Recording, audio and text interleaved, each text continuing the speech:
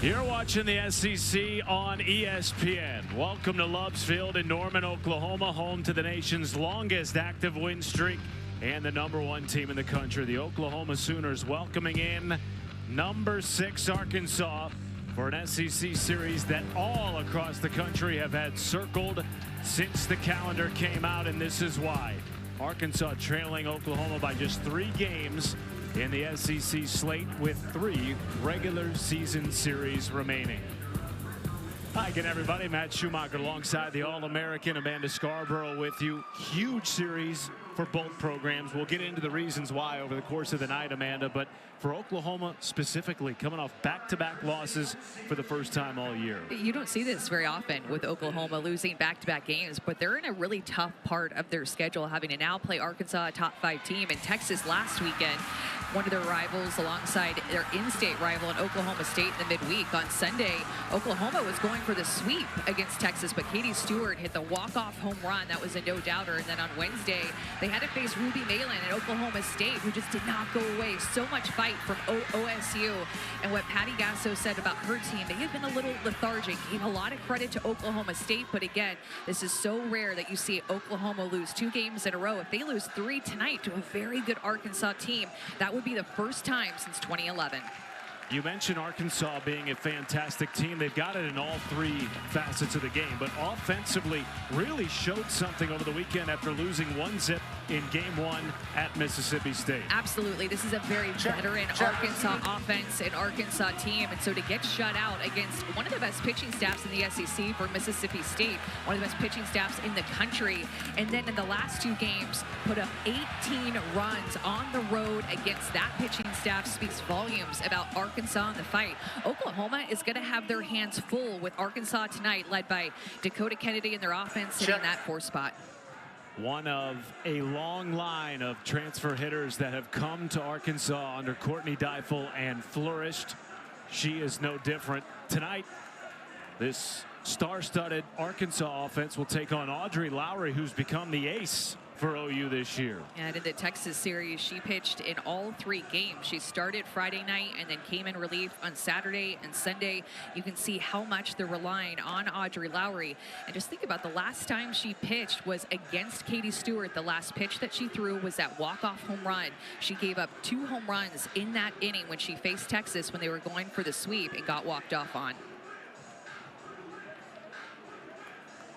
Patty Gasso said in the post-game presser after the loss to Oklahoma State on Wednesday night, this is uncomfortable for us to lose back-to-back games and to do it in the way in which they did. You referenced being a little bit lethargic. She said they felt like they just came out flat, Amanda, which is so rare for a program that usually brings the juice no matter who they're playing. Yeah, you don't see it very often. It was like, is it a hangover from the Texas series, then having to play another rival in a midweek game? I mean, a tough turnaround. They played that midweek game at Devon Park, home of the Women's College World Series, in front of 9,000 fans. I mean, this is just a lot coming fast and furious at Oklahoma that they're trying to handle right now. Reagan Johnson leads it off for Arkansas and looks at strike 1. Our home plate umpire, Marty Abizishin. Sean Schumacher at first base, Cameron Ellison at 3rd.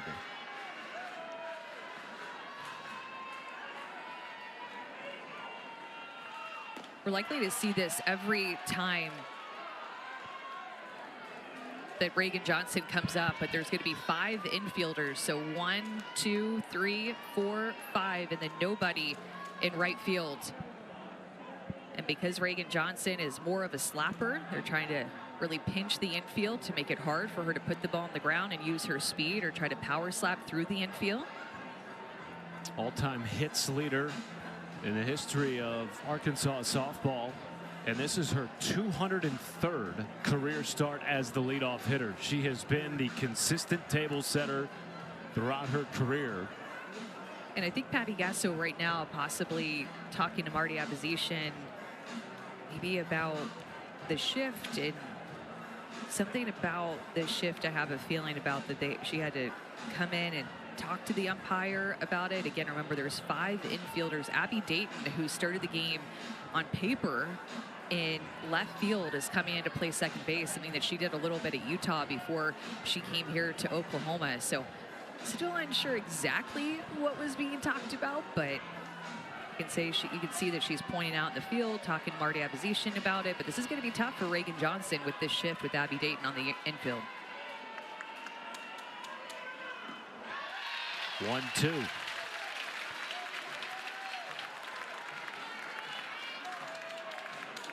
Lowry has been so good this year, including a complete game shutout victory against Texas in a series win last weekend. Also came in and got a save against the Longhorns in the game that clinched the series for OU. It's kind of a mixed bag for her, wasn't it, last weekend against Texas in a series where just as a sophomore, you know that she really grew up. Slapped into the shift, and the throw will beat the speed of Reagan Johnson. One down.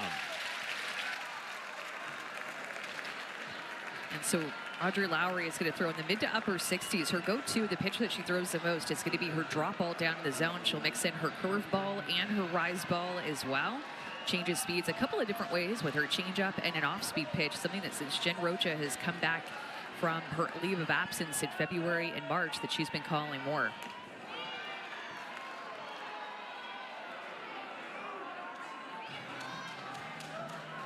Now, this Arkansas team returns 6 starters from last year's super regional group that forced Ole Miss to a game 3, but they have sprinkled in some youth. Brinley Bain has been one of the top freshmen in the SEC so far this year. Ahead in the count 2-0 on Lowry, which was a recipe for success for both Texas and Oklahoma State. Getting ahead in counts, forcing Oklahoma pitching to throw strikes, Amanda, in counts that were advantageous to the hitters. It's a great at bat already for the freshman in the box in this hostile environment. Taking some close pitches, working it to a hitter's count. It's not easy when you come to Love's Field. It's not easy when you're a senior. It's definitely not easy when you're a freshman. This is one of the toughest places to play. Brinley Bain, who's just had a terrific freshman year, earned being at the top of the order for Arkansas as a freshman. Check swing on the 3-1, goes up to first, and a walk with 1 down. So patient at the plate. I mean, usually you see freshmen who just their heart starts to beat faster. They get ahead of themselves, but Brinley Bain actually has the most walks on the team. And we'll pass the bat to Ella McDowell in the 3-hole.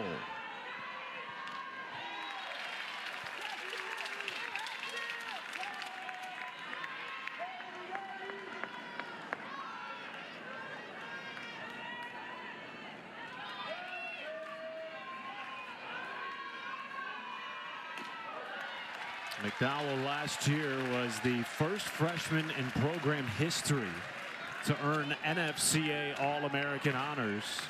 Doing it while learning third base. Had previously been almost exclusively a shortstop.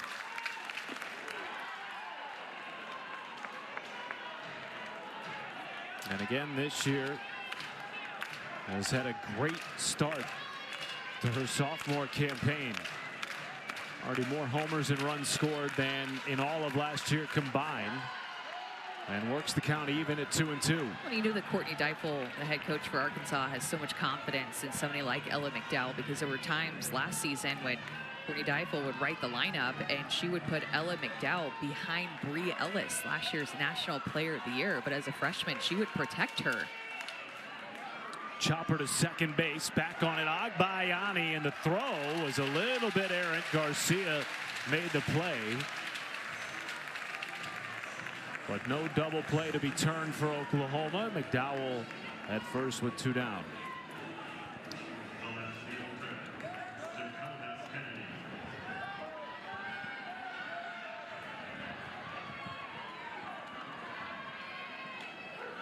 Arizona transfer Dakota Kennedy has been so good in her first season in the SEC. Was the National Player of the Week after a series sweep of Auburn earlier in the year. Hard hit to first, scooped up by Bella Emmerling, and Lowry out of the first inning. Kendall Wells leading the charge for a program that has 150 plus home runs already this year. The NCAA's freshman home run queen will bat when we return.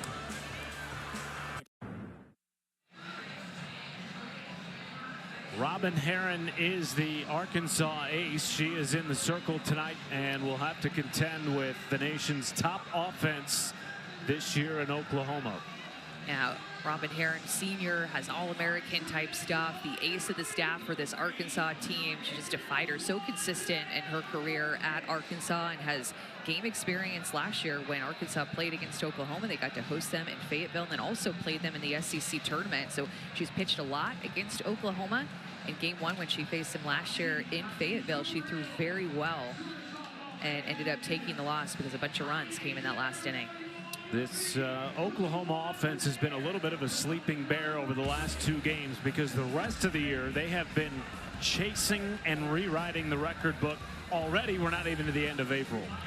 They're so explosive. The records that they're setting within their program, the records that they're chasing or setting nationally within Division I as a team, and also doing it individually with Kendall Wells in the single season D1 home run chase that she is in as a freshman, chasing Laura Espinosa, who has hit 37 home runs. Kendall Wells somehow 32 home runs. She'll be hitting in the 2 spot. She is just a freshman, and it is just April 17th, and she already has hit 32 home runs. It's unbelievable. Has homered in 7 of her last 9 games, including Wednesday night against Oklahoma State. A game in which the offense was a little bit flat, in the words of Patty Gasso. In fact, she even went so far as to say that we're usually the team that does the bowing up. We got bowed up on. And now she wants to see a response from her whole team, but specifically, Amanda, challenge the veterans within the program to hold each other accountable. Yeah, I think that this is a huge moment for Oklahoma because their offense is the best in the country. You want to come out on your home field after 2 losses and score early. But the thing is, Matt, it's just not going to be easy against a pitcher like Robin Herron, who's coming from the left-hand side and truly has All-American type stuff. She'll throw in the mid-60s. Her go-to is her curveball, her rise and changeup. So she'll split the zone vertically. Her rise will go up. Her changeup will go down. Her changeup is one of the best changeups in the country when you look at batting average against that pitch. And something that we saw Oklahoma do on Wednesday night against Ruby Malin was chase. When Oklahoma is their best version of themselves, they're making a pitcher bring pitches in through the zone. They chase for Ruby Malin, especially with her rise ball. You referenced Robin Herron pitching against these Sooners previously in her career.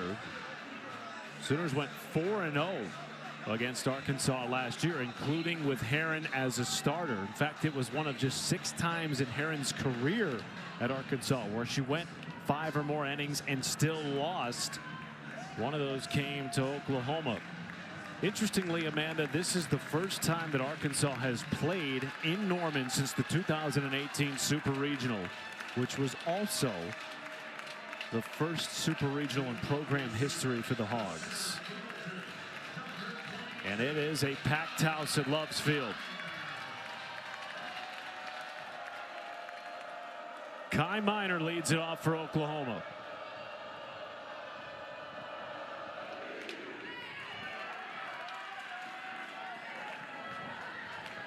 Minor, just a freshman, and yet batting .480 in SEC play to lead all players in the league.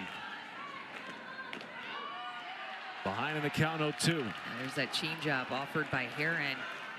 Just wanting to settle into this game early. Again, it's just not easy to do in this atmosphere, in this stadium. It can get very loud, especially when Oklahoma grabs momentum. And the thing that you'll notice is that Robin Herron is, of course, going to try to work from ahead. But when she has 2 strikes in 2 strike counts, opponents are hitting under 100 against her. In fact, they're hitting .086, and if you're a lefty, that drops to .058. Gets a strikeout on the 0-2, 1 down.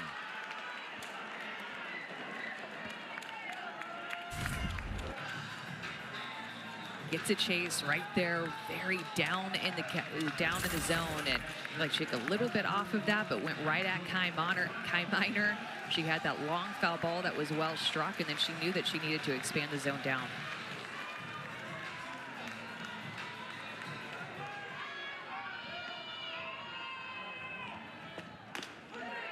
Goes right after Kendall Wells.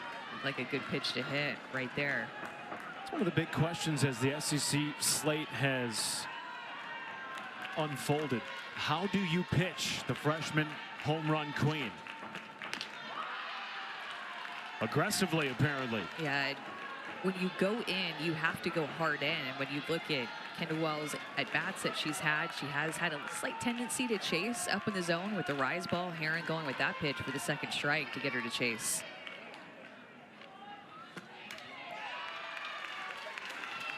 It gets so quiet when a pitch is being delivered to Kendall Wells here. You could hear a pen drop, knowing that in any count, at any time, Kendall Wells can leave the ballpark and this crowd would absolutely erupt.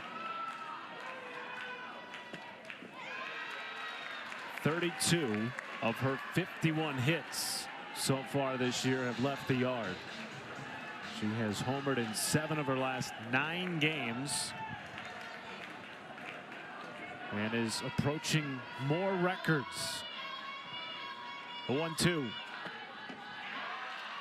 Appeal up to first. Sean Schumacher said she did not go around.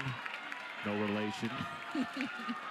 2-2. I was wondering when I saw Schumacher was one of the umpires. I was wondering if there was something you needed to tell me.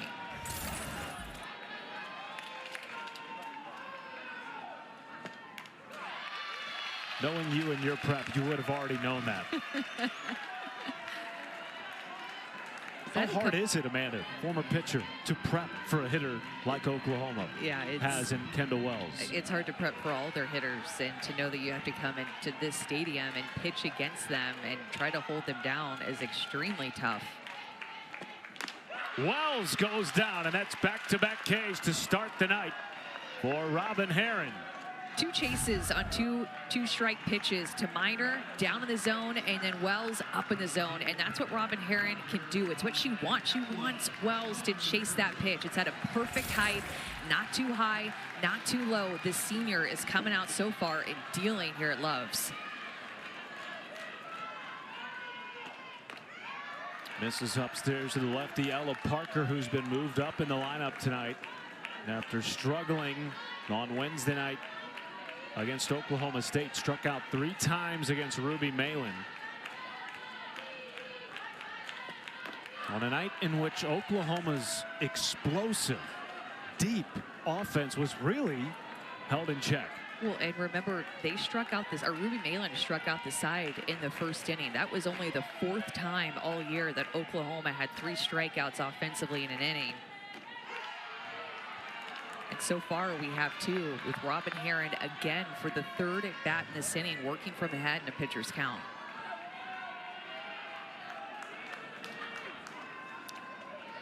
The 1-2.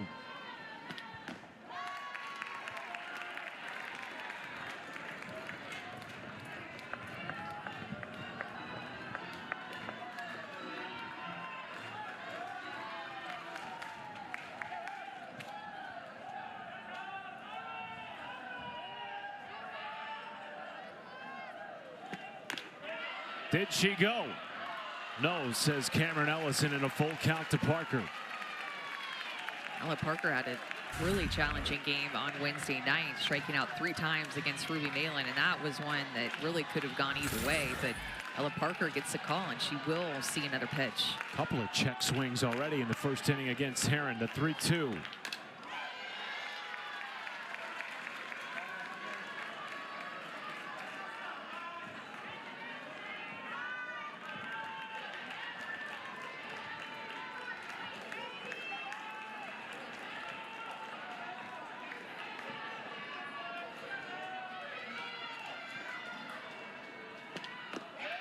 And a walk drawn by Parker despite falling behind early.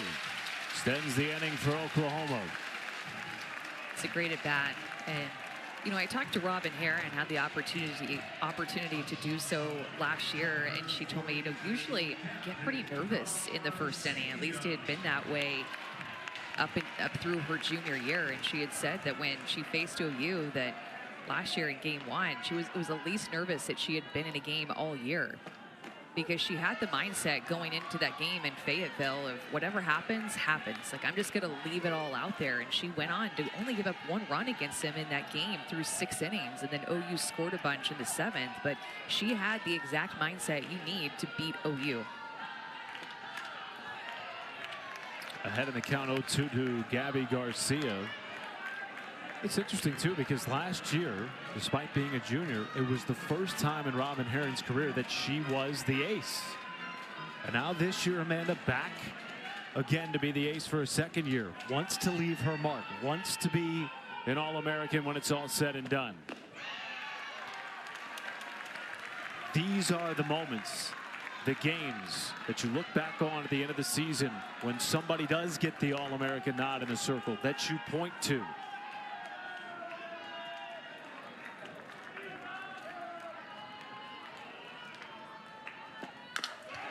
In the right field to extend the inning again. Garcia will send Parker to third. And all of a sudden, the go-ahead run 60 feet away for OU.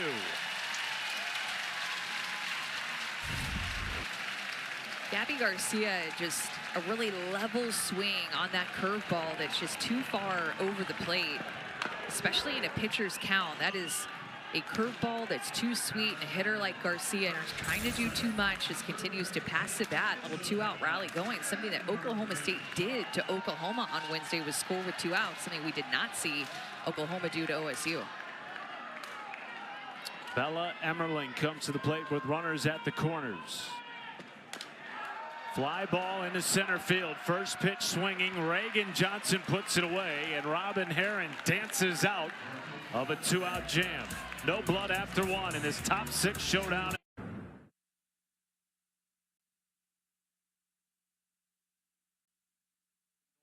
Norman, Oklahoma. 4,500 plus on hand for this top 6 showdown. And over the years, Amanda, Arkansas has really hit home runs in the portal with transfer hitters. It's continued this year with the likes of Dakota Kennedy, for example, who we saw last half inning. And a couple of transfers. I ended up getting SEC Player of the Year, and I feel like there's so many on there too that maybe didn't get All-American honors, but like a Taylor Ellsworth, a Kylie Halverson. I mean, Danielle Gibson was huge. Braxton Burnside was huge, but Tiana Bell being another one of those. You mentioned Dakota Kennedy. It just seems like Courtney Deifel has a great way of using the transfer portal to find hitters to instantly come in and be like the hitters that you work your entire game plan around. Like, that's how good they are. And Tiana Bell, Dakota Kennedy hitting side by side in this lineup are 2 of them. Bell coming in the offseason from Cal, where she was twice an all-conference selection, both in the Pac-12 and in the ACC. I think in the middle of the order. First pitch swinging, and has the first base knock of the game for Arkansas. Had such big shoes to fill at first base, taking over for Bree Ellis. Another hit off of a left-handed pitcher. You can't help but notice that we have 2 left-handed pitchers in the circle, and Tiana Bell has the highest batting average off of lefties for Arkansas, hitting over 500 against him this year. Rio comes up swinging. That's a fair ball. Hugging the left field line, and a pair of flare base knocks to start the 2nd inning for the Hogs. Okay, so I'm guessing the message in between innings, or after their first half inning, was let's swing early in the count. Let's go up. If you see one that is out over the heart of the plate, let's be more aggressive, and not necessarily just high exit velocity hits. In fact, the exit velocity would be low, but a couple of hits that had eyes, and Arkansas going up an aggressive mindset, swinging early in the count, both first pitch hits.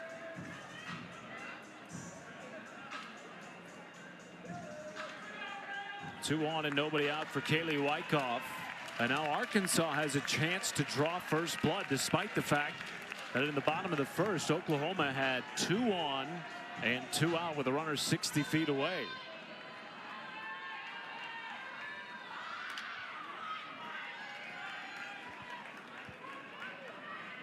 I like the idea of Wyckoff laying down that bunt, a sacrifice bunt situation with a left-handed pitcher in the circle and Bella Emmerling playing behind first base. You could tell her bat was angled to lay down that sac bunt down the first base line. Look at how far back the Emmerling is playing.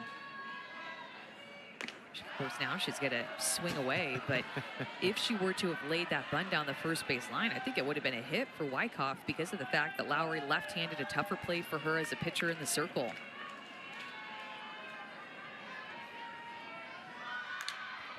1-1 bunt is dropped down foul. She's a gamer, in the words of Courtney Deifel. No surprise to see her playing a little bit of a game here with Audrey Lowry in this Sooners defense that, like Arkansas, ranks in the top 10 nationally in fielding percentage. 2 of the elite teams, not only in this conference but in the nation right now.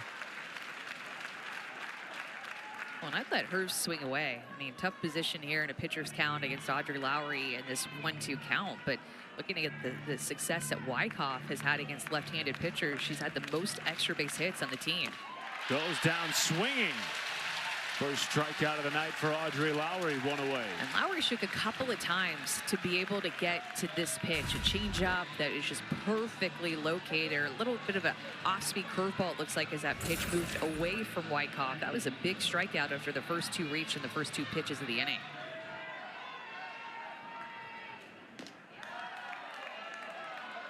Ball 1 low to the 3-year starting catcher, Kennedy Miller. Comes into the series riding a 9-game on-base streak for an offense that, like pretty much everybody else around the country, has been overshadowed by Oklahoma. But Arkansas too, Amanda, top 5 in the country in a host of categories, including batting average, on-base percentage, and runs scored.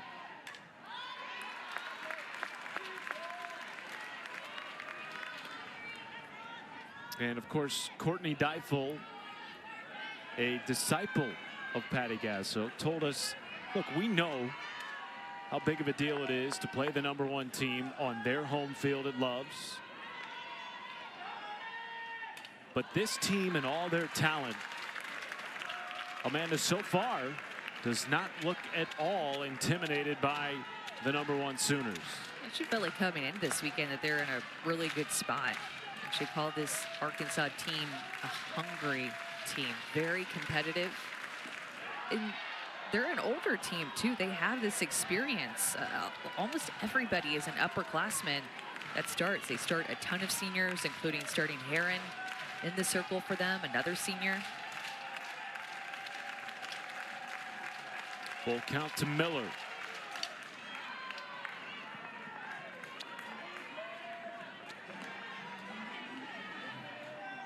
Well, you mentioned the experience and the hunger.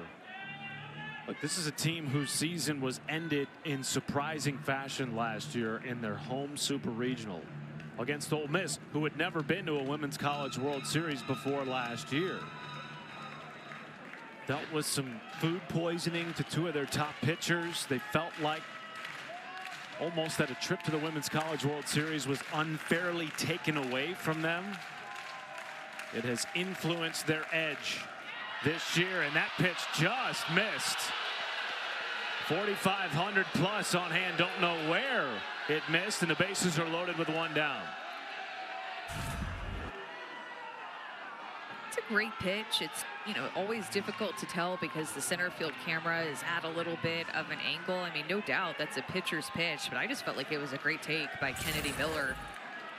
And now they have the bases loaded. And in steps Carly Davison.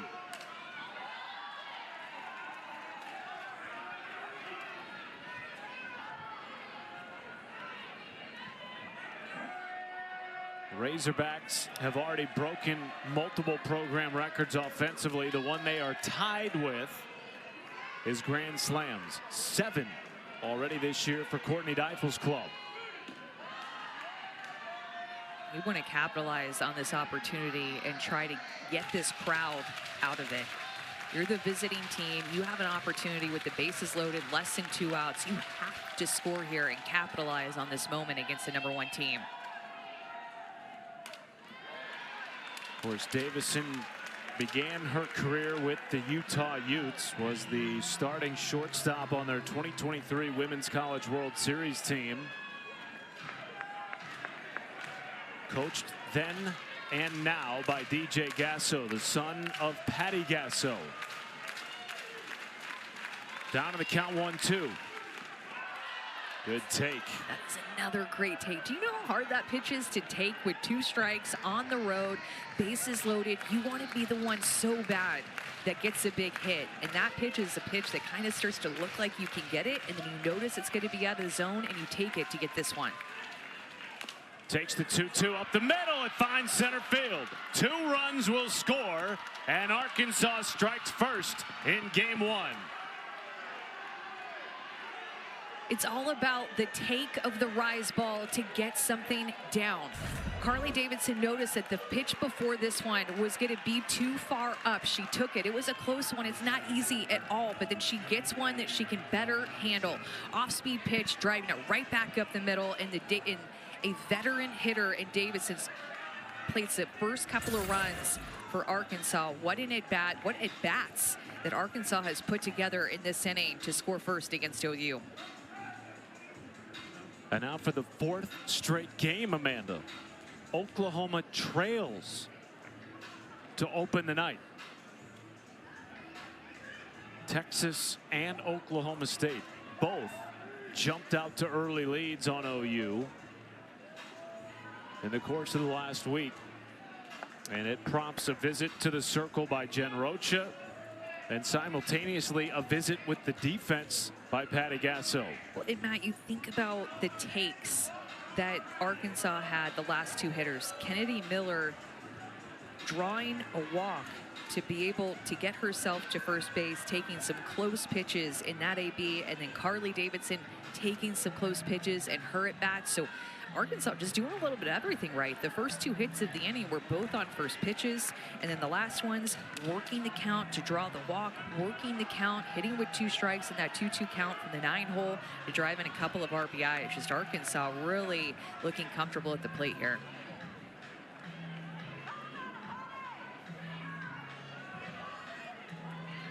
(28-1) this year are the Razorbacks when scoring first. A lot of the credit to that record can be applied to their pitching and to their defense, both of which have been phenomenal this year. And you give Robin Herron an early lead. How much confidence does that give the senior in the circle tonight?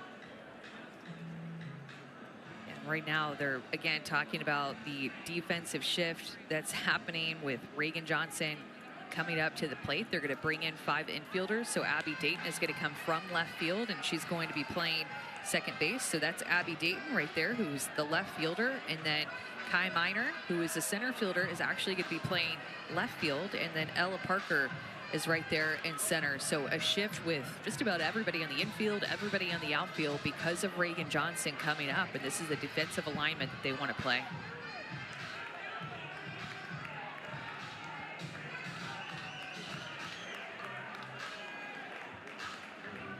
Patty Gasso's Oklahoma Sooners have not lost 3 straight games since 2011. They come into the night off back-to-back losses to arch rivals Texas and Oklahoma State. Strike 1 to Johnson on the bunt attempt. Still 2 on and just the 1 out here in the top of the 2nd inning after the 2 RBI single by Carly Davison.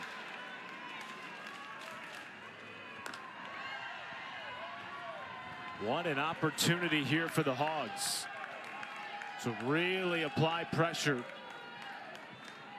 against the #1 team in the country that has won 30 straight games on this field. 1-1 bunt drop down, fielded by Lowry. Spinning throw, well executed by the Oklahoma starting pitcher. Both runners advance. And now 2 down with 2 in scoring position for Arkansas.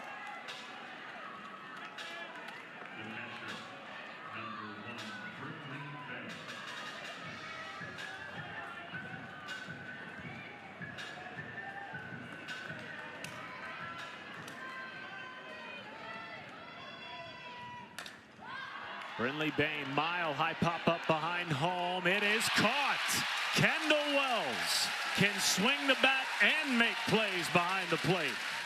But Arkansas strikes first. Hogs. Welcome back to Loves Field in Norman, Oklahoma, where it is a Gasso family affair this weekend. DJ Gasso, son of Patty, brother of JT, the hitting coach at Arkansas. Of course, JT, the hitting coach under his mother Patty here at OU. This weekend, competition trumps blood, it seems, Amanda, in the Gasso household. And Patty, who's such a warm, motherly figure in this program. You know, when they line them up, she's out here to win these games. Yes, they are. That warmness about her, I think, goes away with that competitive spirit. This family is very competitive. Even their dad and JT, DJ, they all want to win. And it's always just so fun whenever they get to match up against each other, because you just know that they also know how to laugh and have a good time, but just ultimately they all want to win. And in this situation, somebody has to lose. It's in the family. DJ Gasso knows how to push his brother JT's buttons, and mom. Patty said that when it's family time, they don't really talk that much about softball, and if it does get brought up, it's DJ doing the bringing up. Trying to get under mom and brother's skin a little bit. And his offense striking first tonight. And DJ gave a lot of credit to Patty Gasso, that she's just always been such a hard worker, a hustler, always finding ways to be better. Even he said that when she would garden herself, she was grinding when she was gardening in the yard. So just when you have that personality type of wanting to be the best, not just at softball, you want to be the best at everything in life. It's that competitive spirit and that standard that she sets. And the cool part too was that when DJ Gasso was around the Oklahoma program, when he was Patty Gasso's son and not Coach Gasso, when he was in high school, Courtney Deifel was on staff at Oklahoma working with Patty. So Courtney Deifel has actually known him since he was in high school. And Courtney, DJ told us, is the reason he ultimately decided to go from Utah to Arkansas. Felt the family environment that his mom has cultivated here at OU. Believes in the vision that Courtney Deifel has for this program. Believes they can win national championships. And if you're wondering what's been going on, if we just kind of carved out some extra time to talk about the Gasso family, that's not it. We should technically be playing, but Robin Herron, since she has thrown her first warm-up pitches before the first inning, has not felt comfortable in the landing spot when she strides out. So that would be her right foot landing, just even in her warm-up pitches, kind of giving her catcher some faces, just something not being right. So got the field crew out now 2 innings in a row to try to get it right for where she lands. Don't give away all our secrets up here. Well, and I'm really thinking about that spot too, because you can see Robin Herron wearing a brace on that right leg. So for her, it's probably more than just kind of feeling a little uneven. I mean, of course, there's plant foot. Right, there's a reason that she's wearing that knee brace. So for her, these fans are booing and up in arms about it, but for her, it's likely something that she really needs to feel like that landing spot is going to be secure for her. Sometimes when you overwater the field, the dirt moves around, it gets a little bit muddy, or your foot moves. Mile high pop-up foul territory. It is tracked by the Cal transfer Tiana Bell, one down. So that landing foot, Matt, is extremely important for frontside resistance and balance and being able to finish your pitch as explosively as you possibly can. You don't want to land and feel like, oh, I'm not very steady. I can only go 70% with this one. Especially when you're throwing against the #1 offense in the country. You want to make sure that you feel right and that where you land feels exactly as you want it. Bunt dropped down here by Agbayani. Going to be a tough play, and Agbayani beats it out. The speed of the BYU transfer showing why Patty Gasso calls her the fastest player on the Sooners roster. As so well executed right down the line to become a foot race with Tiana Bell at first base. And down here at the bottom of the order, Matt, are like the speed, energy type players for Patty Gasso with Agbayani and then Abby Dayton especially on deck. In steps Sydney Barker, who's played such a big role this season with the ACL tear of Nelly McEnroe-Marinas. Anything she gives them offensively, Patty Gasso says, is the cherry on top. They have asked her to dial in at third base. She's delivered. She can play just about anywhere defensively, so she's super valuable because of her versatility on defense, from first base to the outfield to third. And when Nelly McEnroe-Marinas went down, I mean, that was just so terrible to hear about, because Nelly McEnroe-Marinas is just a player that you love to watch playing third base and compete, a captain last year for Oklahoma. And so that was tough. So actually Oklahoma had what Patty Gasso called third base tryouts after that. There were several players that practice went over there and started taking ground balls, and like, that's her word, tryout. She said they also had first base tryouts too, because kind of shuffled around their defense. And there's Nelly McEnroe-Marinas, of course, a leader at the front of the dugout, cheering on her teammates, still being a leader despite that injury. Barker goes down swinging. Third strikeout of the night for Heron, 2 down in the second. Remember, Robin Heron wants to pitch to you with 2 strikes. Hitters hitting .084 off of her with 2 strikes. When she gets ahead, she is one of the toughest 2-strike pitchers to go up against and try to figure out a way to get a hit.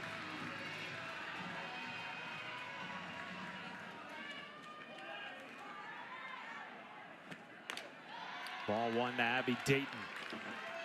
Perhaps the most dangerous 9-hitter in the country.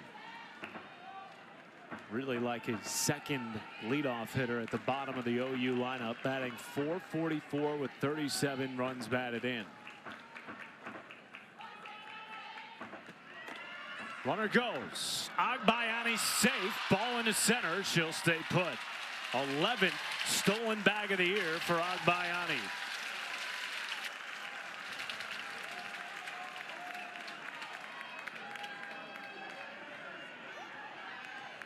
And now a runner in scoring position in back-to-back innings for OU.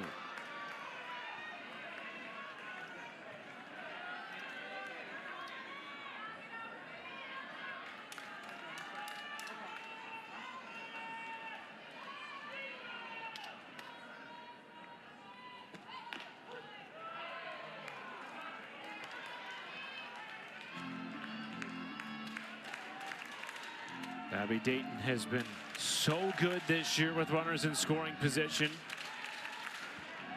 Batting .467.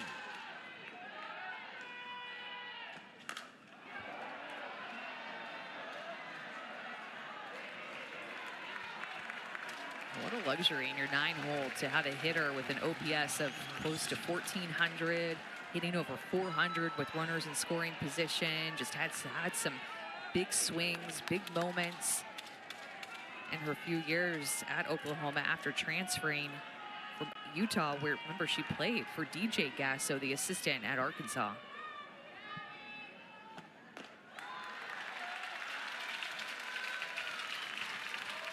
And was, of course, teammates with current Arkansas second baseman Carly Davison on that World Series team in 2023. Heron with a full count, working on her 4th K. And she gets it. Catching Dayton, looking to close the door on OU in the 2nd inning. just froze her with what looked like a backdoor curveball catching the inside corner. Robin Herring gets the call and has now 4 strikeouts in 2 innings. It gets a no. You're watching the SEC on ESPN. 4,500 plus on hand for game 1 of a 3-game top 6 set. With major SEC standings implications, we're joined by Courtney Deifel, the Arkansas head coach. Coach, this is your first time at Love's. You're taking on the #1 team in the country. You're within striking distance for the top of the SEC. What are you feeling right now as we get this weekend kicked off? Well, I'm not really thinking about any of that. I'm thinking about just trying to, win the next pitch and win the game that we're in. But this is an unbelievable venue. It's great for softball, and we're just happy to be here. Coach, what have you seen be effective for Robin Herring the first time through the order against Oklahoma? She's doing a really good job at trusting her spin. More than anything, her pitches are sharp. She's trusting her break and sticking to the game plan really well. Coach, appreciate your time. Oh, thank you. We're big.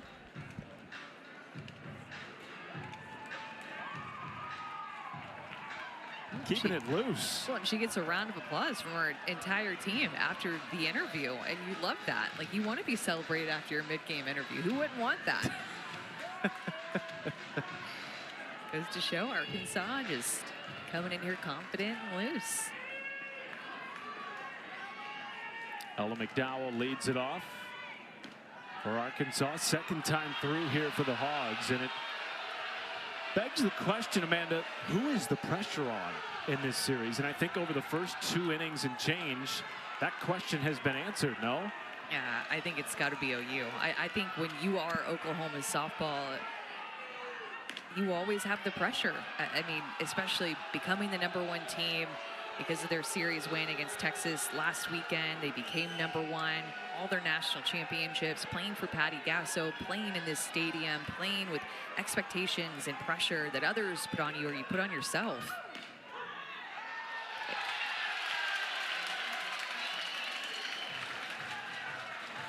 It's going to be a long night for Marty Abazishan, I have a feeling. I know. It always is, even at Devon Park. The crowd really wanted some pitches to be called strikes. It's always tough. But I think if you're Arkansas, you get to come in with nothing to lose. Of course, you expect to win. You want to win. You're competitive. You think that you have a great team. But ultimately, I think that all the pressure is on OU, especially having lost 2 games in a row. 3-1 is lasered in the left field. It'll drop in front of Abby Dayton for a leadoff single. Ella McDowell aboard for the second time tonight. The 3 hits that Arkansas has had so far in this game there's 4 now. 3 of the 4 have not been like well struck. They've been a little bit off the end of the bat, not the best contact, highest exit velocity, but good signs for Arkansas that they're falling. And you referenced last half inning that, Amanda, you noticed the difference between the first inning and the second inning and now the third for Arkansas, which is that despite the fact that they're not necessarily putting on the best contact, they're going up with a plan, and that is to be aggressive. I saw Dakota Kennedy try to lay down that bunt there, and I think a couple of reasons. The sacrifice opportunity trying to advance that runner, but she's just not in her career, or excuse me, this year, seeing left-handed pitchers very well. Big strikeout there for Lowry, second of the game, first out of the third.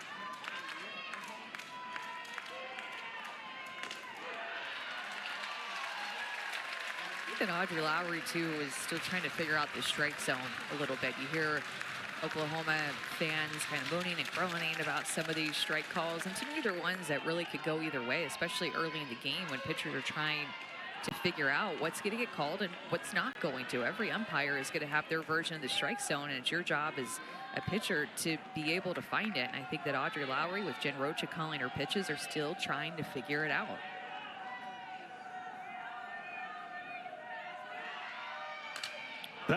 moonshot with a 1-1. Back on it is Dayton. See you later. A 4-0 lead for Arkansas.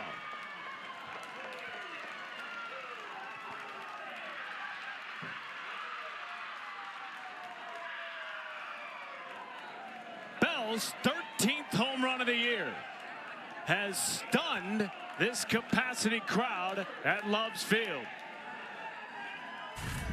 Well, we talked about it. Tiana Bell, of all the Arkansas hitters in the lineup, hits left-handed pitching the best, and she gets one up and in on her hands, a rise ball or a curve ball trying to get inside, and it just does not enough. She keeps her hands so well inside that pitch to drive it over the left field wall, and another transfer just strikes again for Arkansas, leaves the yard, and doubles their lead. Ground ball off the bat of Italia Rijo, 2 down. Tiana Bell's 47th and 48th runs batted in this year, leads the team. And remember, it's an Arkansas team that, despite their experience, returning starters from last year, they did lose a lot of power in the lineup. Courtney Day and, of course, Bree Ellis, who Tiana Bell was brought in specifically, Amanda, to replace. Those are big shoes to fill. Lost about half of their home run just with those 2 players alone. Wyckoff's 0-1 slow roller. Agbayani makes the play. Good stretch at first by Bella Emmerling, but in back-to-back innings, Arkansas strikes 4 zip hogs. Courtney Deifel had told us yesterday, our best days are ahead of us. Well, did she know that the next day she would have a 4-0 lead on the #1 team in the country? Tiana Bell with her 13th.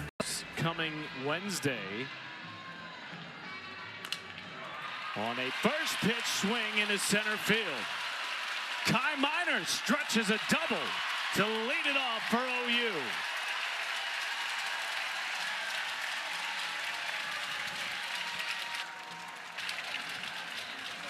An immediate response after back-to-back innings of Arkansas scoring and building a 4-0 lead. Yeah, it's amazing how just a freshman in Kai Miner, her batting average, the tone setter, the leadoff hitter, just doing it at such a young age, especially in that moment after Arkansas scored again. Oklahoma has to answer here.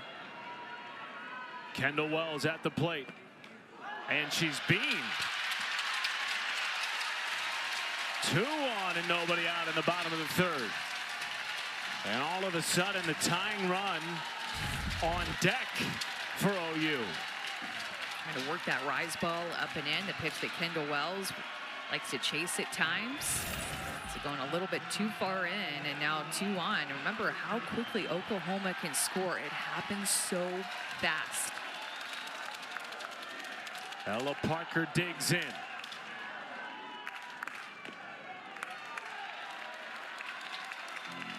You mentioned this offense's ability to strike quickly. 53 times this year, Amanda, they've scored 4 or more runs in a single inning.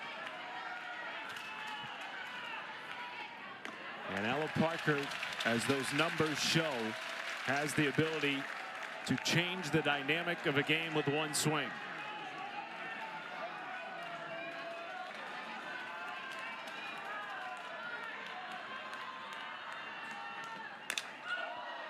Mile high pop up, shallow left center. Kennedy drifting in for the first out. And that is a big out. I think that when you play Oklahoma, you say that multiple times because every hitter that comes up has a chance to hit a home run and leave the ballpark. And the fact that you get an out in the air and the runners don't advance is big. Speaking of ability to go yard, Gabby Garcia digs in with 18 home runs.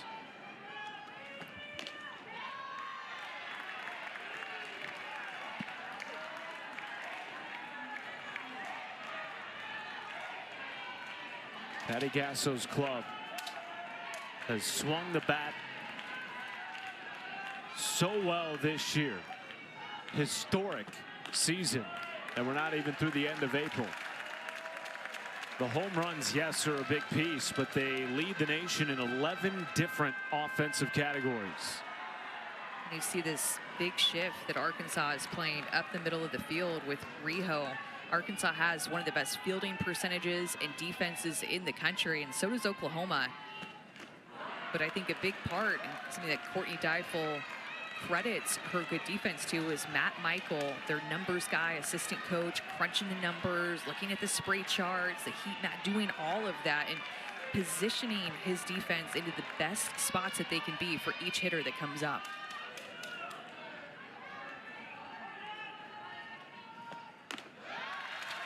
Arkansas has turned a program record 31 double plays this year. That broke the record set back in 1999. And it's good for second in the nation behind only Arizona. Hitters count to Garcia with 2 on and 1 out. And a great take by the starting shortstop to load the bases. And the tying run will come to the plate in the third in the form of Bella Emmerling. Something that Arkansas did really well when they were scoring, it was taking close pitches. Oklahoma was chasing early on. They chased on Wednesday night, pitches that were well out of the strike zone, feeding right into Heron's hands, right into Ruby Malin's hands. And now in this inning, making it much tougher on Heron.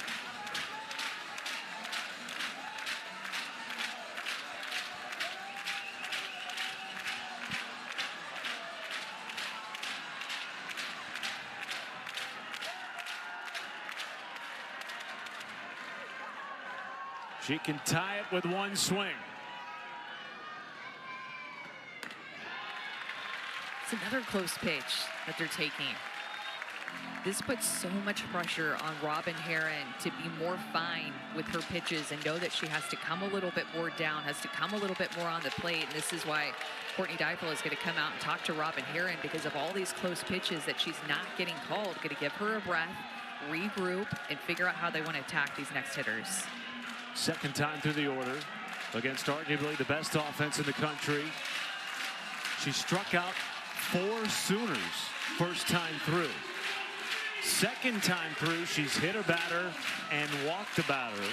And now the base is loaded with 1 down in the bottom of the third.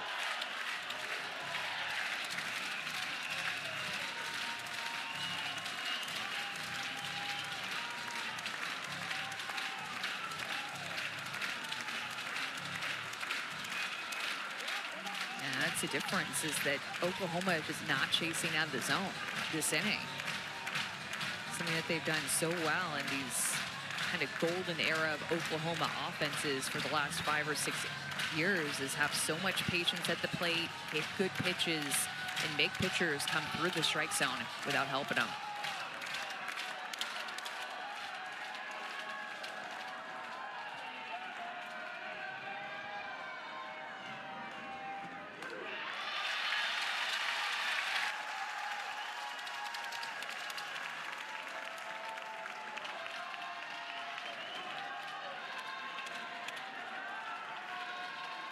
Bella Emmerling batting .625 with the bases loaded.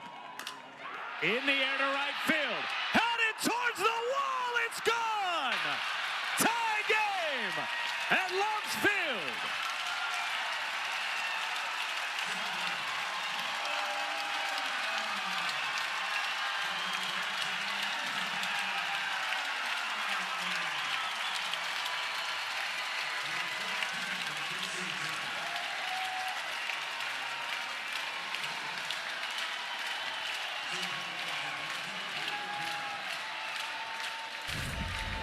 Bella Emmerling has elevated her game this year as a senior.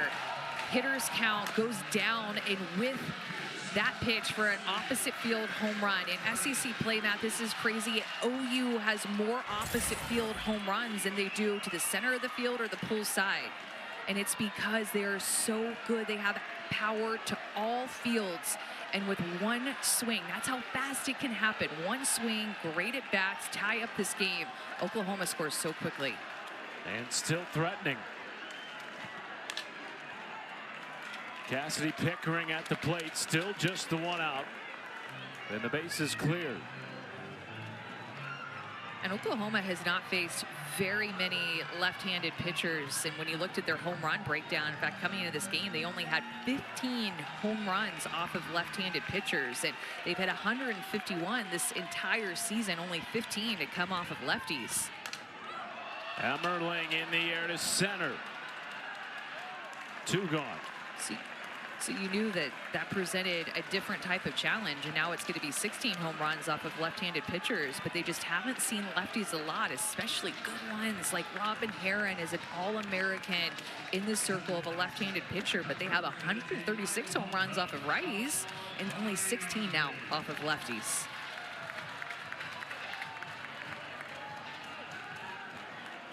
What a huge swing by Bella Emmerling. Felt like there was more behind that swing than just tying this game. All the questions circling this week. OU coming into the night losing back-to-back games. Not meeting the moment in Wednesday's Bedlam loss to Oklahoma State. Challenged by Patty Gasso this week to bow up the way her program so often has done throughout the decades.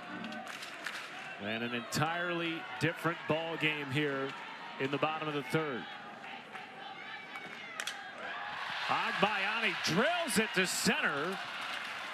And Reagan Johnson fielding center field so well. Bella Emmerling ties it at 4 apiece. Yeah, it is Bella Emmerling's 15th home run. This is Oklahoma's 10th Grand Slam of the season, second only to UCLA, who has 13. But that Grand Slam, her 9th career one.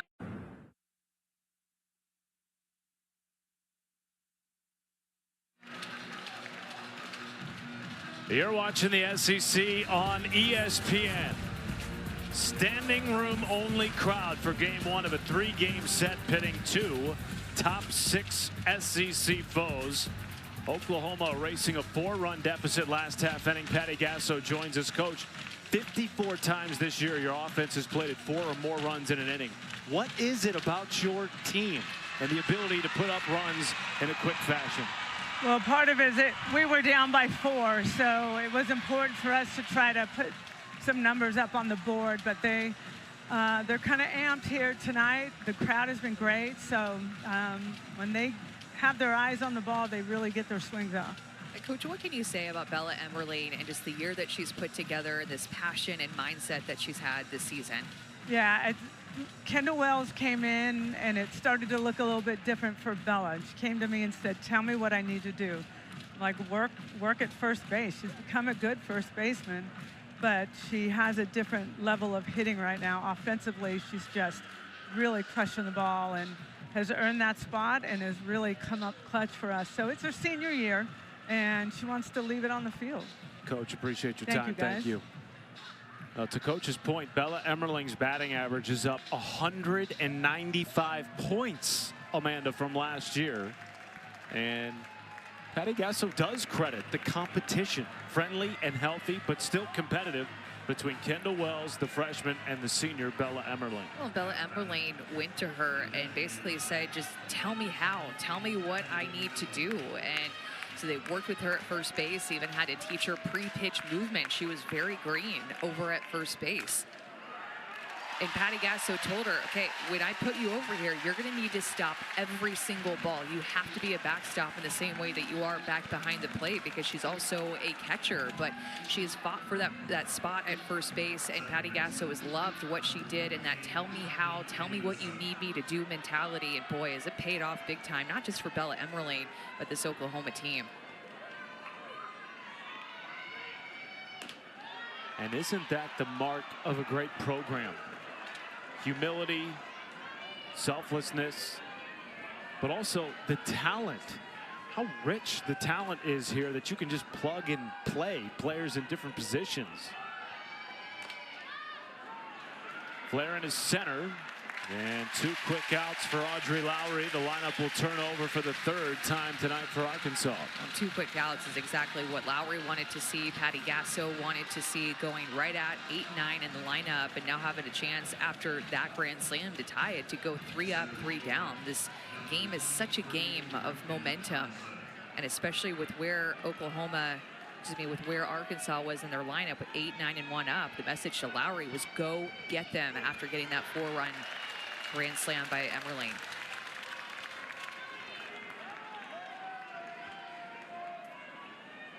Oh, 1 to Reagan Johnson. Chopper right into the middle of third baseman Sydney Barker. A smooth inning for Audrey Lowry. Oklahoma has a chance to take the lead when we come back on ESPN, ESPN2, and of course ABC. Arkansas has yet to reach a Women's College World Series. It's really the last notch on the belt for Courtney Deifel. She has had a historic run since taking over the program at Arkansas. But they have yet to reach Oklahoma City. These are the types of series, Amanda, that prepare you for a super to get to the Women's College World Series. And win or lose, there's just always something to learn. There's just so many lessons and mistakes that are made and successes that are to be had, confidence to be built that you carry with you, that you get through SEC play and you carry with you through the postseason.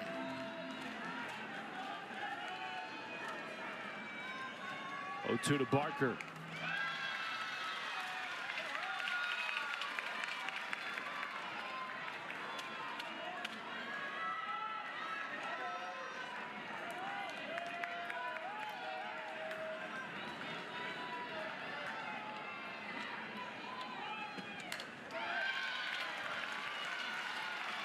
It's just like how Audrey Lowry went right at Arkansas when she faced 8, 9, and 1 in the last half inning. That's exactly what Robin Herron needs to do right here, knowing that the top of the order is looming for Oklahoma in this inning.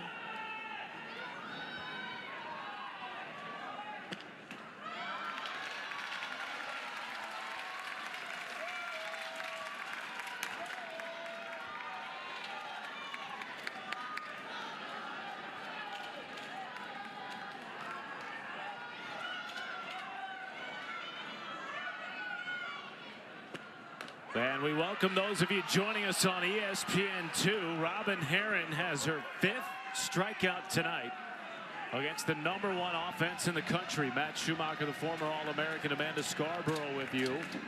And if you are just joining us on the Deuce after Alabama run-ruled Kentucky 9-0. Arkansas led 4-zip to start this game before Oklahoma tied it in the 3rd. All 4 runs coming in the 3rd inning for OU on a Bella Emerling grand slam. Arkansas came out and scored in a couple of different innings. They scored the 2nd and the 3rd. That was back-to-back innings. They also had a Tiana Bell 2-run home run. That it was all Arkansas early, and then some great at-bats were put together by Oklahoma the 2nd time through the lineup facing Herron. Loading the bases, and then that grand slam awaited. 1-0 scorched off the bat of Abby Dayton. It's a big series for both programs, not just because of the top 10 rankings for each. Arkansas 3 games back of the Sooners in the SEC standings. Oklahoma coming in off back-to-back losses to arch rivals Texas and Oklahoma State, trying to avoid a 3-game skid for the first time since 2011. Something that Patty Gasso talked about after that loss, that Bedlam loss on Wednesday. Said that they played a little bit lethargic entering that game, called it unacceptable for the Sooners, and I want to say gave a lot of credit to Ruby Malin at Oklahoma State for the way that they played fundamental softball, moved runners, clutch hits, and Ruby Malin pitched an absolute gem, but Dayton line drive into right center. Well played by Bailey Wyckoff to keep Dayton at bay. Now the go-ahead run aboard in the bottom of the 4th. But Matt, it's just not common to see Oklahoma lose 2 games in a row, but this is a really tough stretch. I mean, for both teams, Arkansas has played a very difficult SEC schedule. In fact, they have the second hardest when you look at strength of schedule within their SEC play. And for Oklahoma being on the road in Texas, one of their rivals, and then in Devon Park, home of the Women's College World Series on Wednesday, facing their in-state rival, and Oklahoma State now facing a top 6 opponent in Arkansas here. I mean, this is a tough stretch for Oklahoma, and they are getting tested and getting everything that each team has to offer them. The back-to-back losses for OU, first time all year. And it appears Courtney Deifel is going to make a pitching change in the bottom of the 4th. Despite Robin Herron's 5 strikeouts tonight.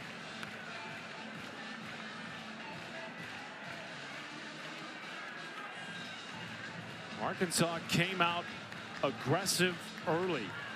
Plated 2 runs in the second inning on 3 hits, including a 2-run single off the bat of Carly Davison. Then in the 3rd, Tiana Bell, the transfer from Cal, a moonshot to left, stunning this capacity crowd, a 4-0 lead. But in the bottom half, Bella Emmerling's grand slam, the 9th of her career, tied the game at 4. As we welcome you inside the booth in Loves Field, Matt Schumacher, Amanda Scarborough with you. And Amanda, as you mentioned, post-game, Bedlam loss, Patty Gasso said that her team got bowed up on when traditionally they've been the team doing the bowing up. Bella Emmerling bowed up to tie this game at 4. Yeah, I think that was that we had seen in this game, so no big surprise. And always to remember that Robin Herron can re-enter back into that game. Probably a conversation that Courtney Deifel had with her before she went to the dugout was stay warm, stay ready. Passes the ball now to Sailor Timmerman. Strike 1 to Kai Minor. Timmerman, a freshman, top 5 prospect in the country. In the circle coming out of high school. 0-1. Flared into left field. Dakota Kennedy drifting in with the win, playing it well, 2 outs. And Sailor Timmerman's going to rely on her drop ball. About half of the pitches that she throws are going to be down in the zone with her drop ball, and she'll split the zone up with her rise ball, and also will locate a fastball. It doesn't change speeds a ton, but it'll rely on that drop ball. That out there against Minor was on a rise ball. An easy fly out for Dakota Kennedy out in left field. In steps the freshman home run queen, Kendall Wells. 32 home runs this year, already a national freshman record and an SEC home run record.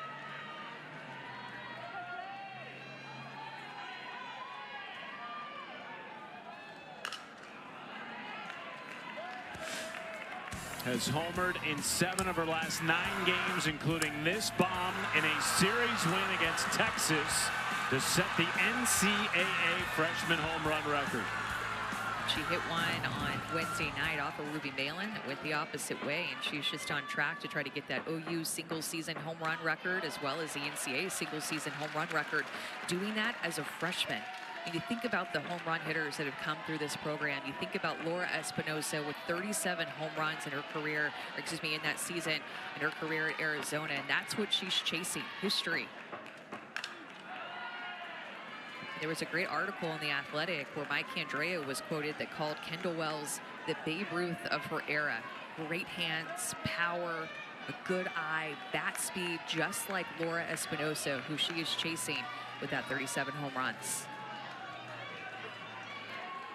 That's high praise from the GOAT. 2-2 to Wells.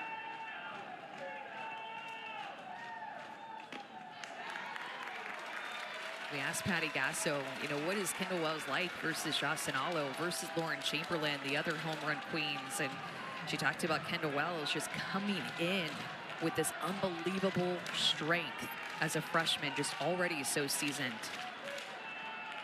Full count.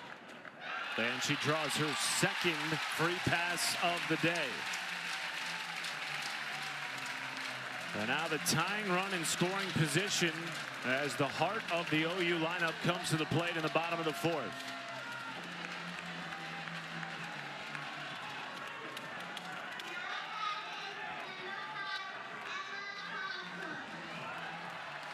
Ella Parker has walked and flown out to left. It's always so amazing to me when you see a freshman like Sailor Timmerman enter into the game, into this stadium, and think this time last year she's pitching in high school. She's pitching in travel ball and not pitching against an offense like Oklahoma that might go down as one of the best offenses ever in the history of our sport. Over 150 home runs that they've already hit, and it's April 17th. And now here's Sailor Timmerman from Wisconsin pitching left field with a chance to try to take down this offense. Oklahoma has won a NCAA best 30 consecutive home games. Their offense a big piece of that, leading the nation in 11 different categories, on pace to break national records for homers, runs, and slugging. That ball gets away from Kennedy Miller, and both runners advance, and now the go-ahead run just 60 feet away.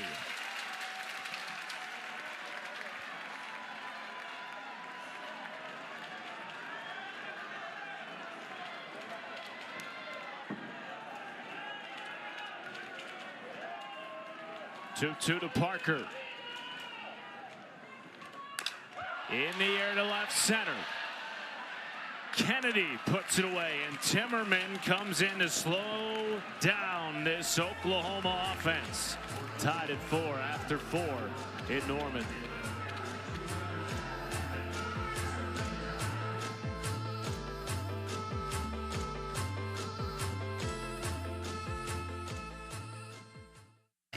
I'm sure surprised her parents were there. I don't think she expected them to be there, but one of a few as we continue to round out the golden tickets. At the end, when it's all said and done, there will be 17 golden tickets handed out. These are the other recipients, and we can also add Maya Johnson to the list, who just got one at Belmont.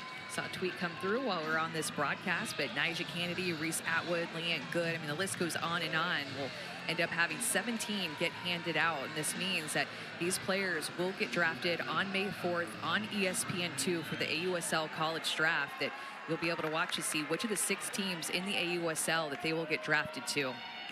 Really special moment. And then, of course, there was a huge announcement that the AUSL said the championship series is going to be played at Davis Diamond in College Station. That will be July 25th through 27th. So much going on with pro softball, playing those golden tickets.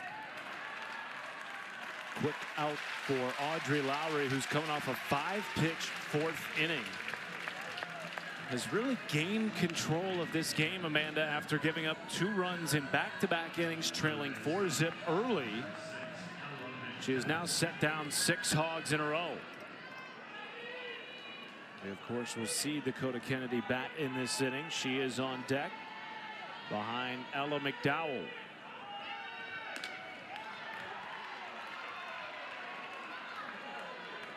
There's so much talk about the Oklahoma offense this year, and rightfully so.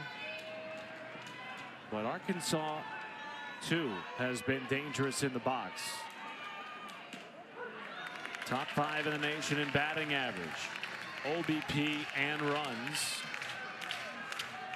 And they, too, have set program records already this year. Runs batted in, doubles, on pace to break batting average in OBP. And their hitting coach is DJ Gasso, the son of Patty Gasso, and his brother is JT, who's the hitting coach at Oklahoma, but he's on the other side wearing a different logo, slightly different colors, competing against his family, which is always a family reunion. So fun when these two teams play each other. We got to do this series last year in Fayetteville, and I feel like every time that they play each other from here on out, now that Oklahoma is in the SEC, remember last year was the first year, it's just going to become old hat that they played each other, but last year was like the new shiny object that DJ Gasso was the hitting coach for Arkansas and could be facing Oklahoma. This is crushed to left. Bye-bye off the bat of Ella McDowell. And the Hogs lead again in Norman.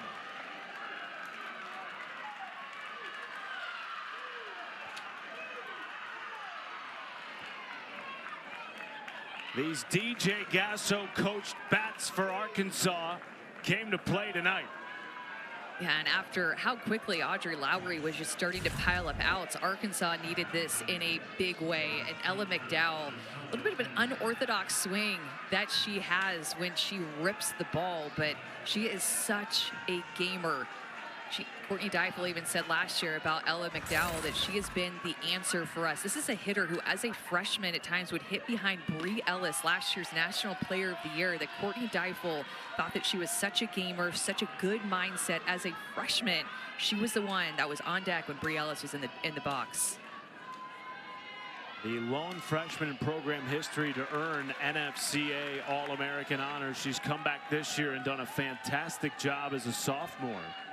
And you referenced Bree Ellis moving on, graduated, of course. They also lost Courtney Day, Reagan Kramer. These were veterans, major offensive pieces. Arkansas has pivoted. Still an explosive team despite all the power they lost from last year. Kennedy one hopper to first, tagged by Bella Emmerling, and she's a little bit gimpy after trying to avoid the tag. Courtney Deifel is extremely concerned here.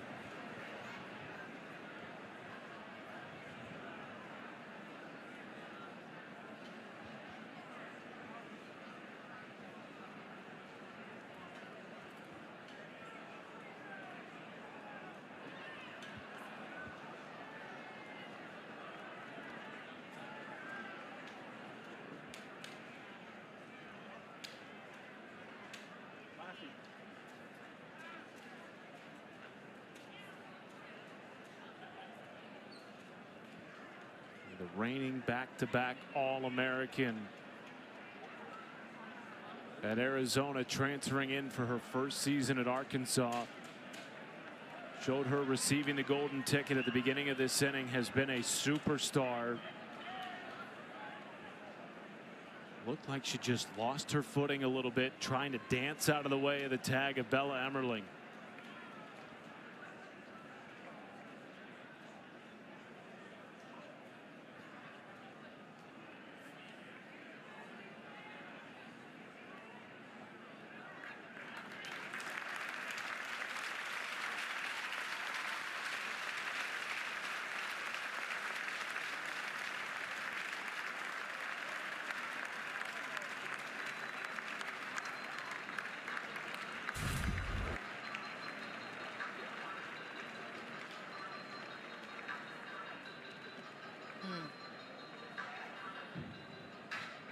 One person who knows what she feels right now and just how painful that is, what it feels like to walk, and I just feel so much for her.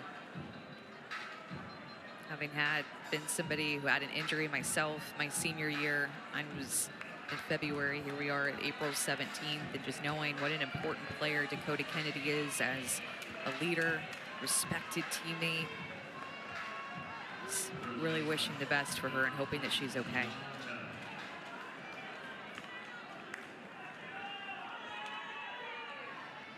And now Tiana Bell with 2 outs and the bases clear.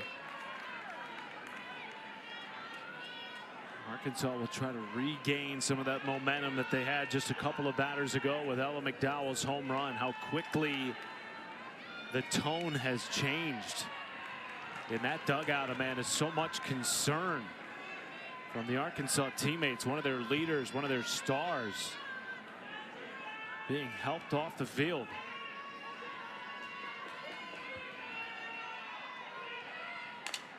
Bell's 1-1 rolled to short. Garcia charged, slings it to first, and that'll end the inning. Ella McDowell, though, puts Arkansas back in front on the #1 team in the country. That was a big swing, and Arkansas needed some momentum. It had been all OU at the plate, all OU in the circle until that Ella McDowell solo home run, her 11th of the season.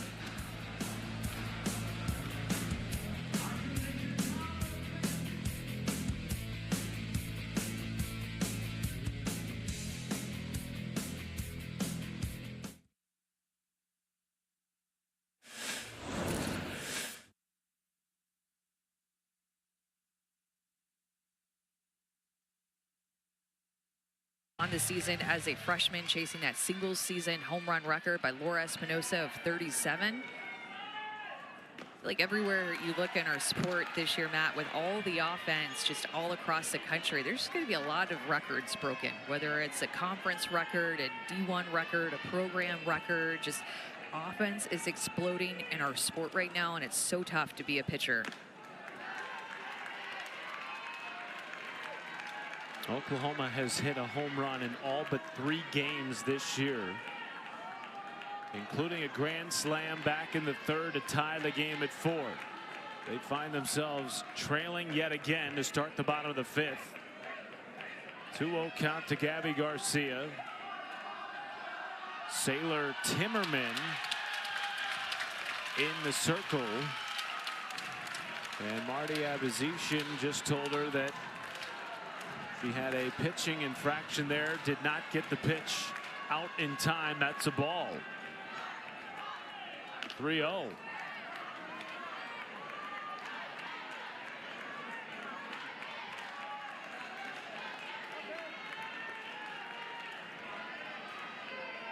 Monster stage for this young freshman to be pitching on against the #1 team in the country. Nearly 4,500 people on hand. Battles back to run the count full. Arkansas has been on the road in Tuscaloosa, playing Alabama already in this SEC season. They've played Georgia, they've taken on Florida, they won that series, and also played Auburn. Heading out of play, now drifting back in, landing in foul territory. You're right, Amanda, this team has the #1 RPI in the country. So much of that has to do with their strength of schedule. Coming off that road series win at a top 15 Mississippi State. They took 2 of 3, of course, against a top 5 Florida team. Courtney Deifel's group has put together quite the resume.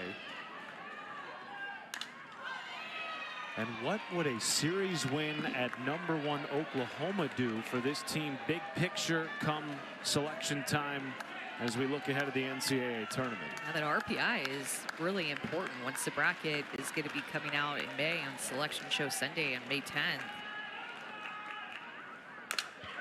Well, struck ball into the gap. Gabby Garcia with a leadoff base knock. And now Bella Emmerling comes to the plate with a chance to take the lead. Opposite field bomb for Emmerling, OU's 15th opposite field home run in SEC play. And Bella Emmerling, her 9th career grand slam. Talk about breaking records. That's up there in the NCAA history book as well. I mean, she's just been a grand slam absolute machine, and is tied for 3rd in NCAA history. 9th grand slam for Emmerling, and when she hits a home run, OU so far has not lost a game.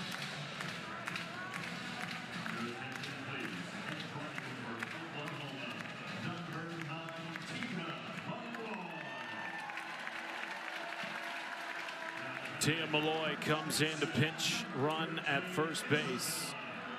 She can fly.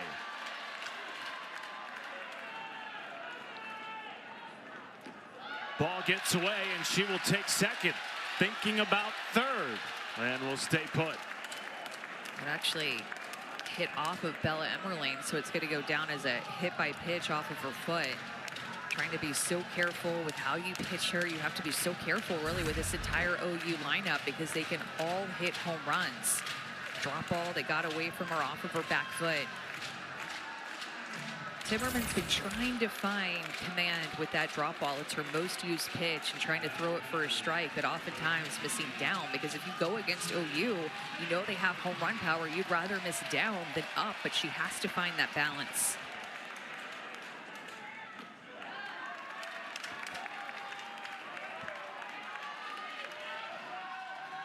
One-0 to Cassidy Pickering. Such a different dynamic to this game. Now in the middle innings, after OU was put on its heels early by Robin Herron. Struck out 4 through the first 2 innings. Gave up 4 in the 3rd and has given way to Sailor Timmerman. Chopper to first, race to the bag, won by Tiana Bell, but the tying run now 60 feet away.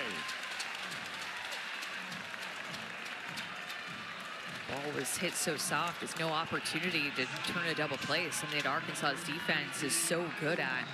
Double play opportunity, especially with the runners that were involved, but just was hit soft and no chance for it. Infield in for Agbayani. Can she test this top 10 defense of the Hogs? Has already done so once tonight, reaching on a bunt. Time called by Patty Gasso.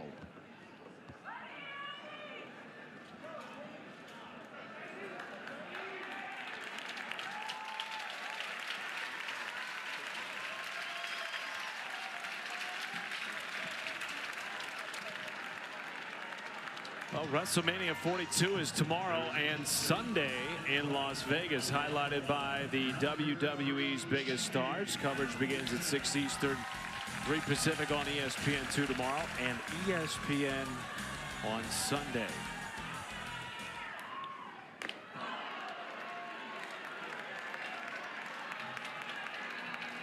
Helton has come in to pinch run for Emmerling at second base. So a pair of pinch runners aboard here for Oklahoma. Agbayani backhanded it short. Throw comes home. It's high, and it's a tie game. And now Helton in a rundown.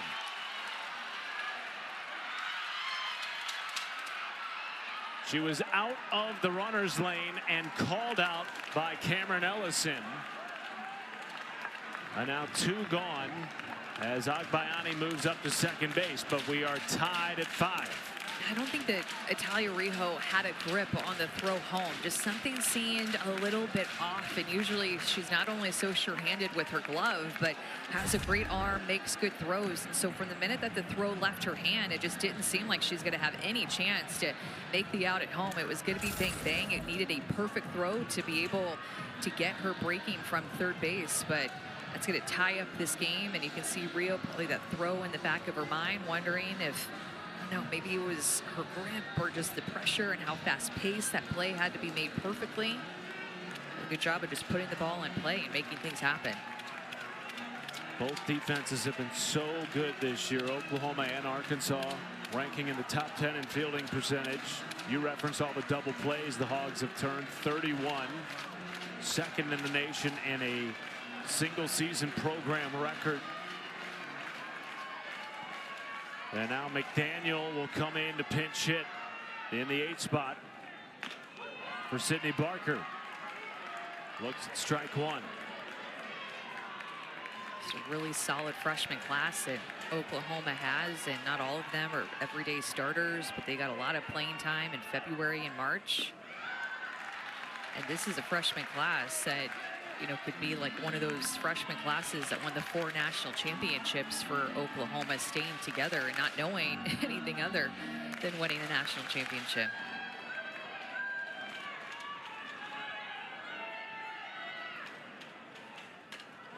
The freshman class alone has accounted for 57 of the Sooners' home runs. That's more than over 260 teams in the country.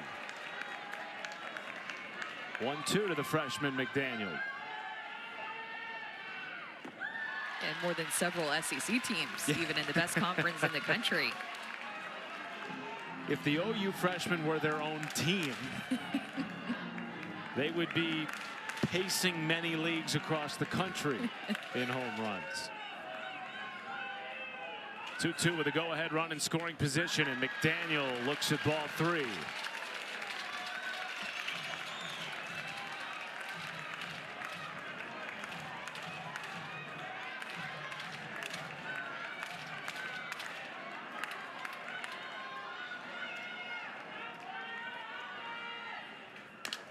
McDaniel in the air to left.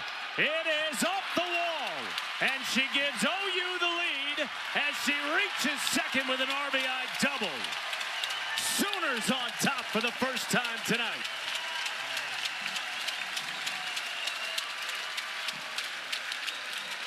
I mean, that's the kind of at-bat that Patty Gasso, her heart just must be singing about that. A freshman pinch hitting in this environment, tie game against a top 6 team, and taking some close pitches to get a pitch out over the heart of the plate, a rise ball that just did not wiggle enough to give her team the lead.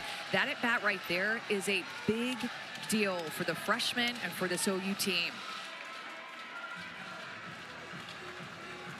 Patty Gasso may pinch run for her. Pushing all the right buttons so far tonight. She will, in fact, pinch run for the pinch hitter who gives Oklahoma a lead despite trailing 4-zip earlier in the game tonight. Sydney Barker is just going to go ahead and re-enter as McDaniel had hit for her in that 8th spot, so she will re-enter and run for her. And Abby Dayton will come to the plate for Oklahoma. And don't let her position in the lineup fool you. One of the most dangerous 9 hitters you will find on any roster in any league. 446 with 37 runs batted in.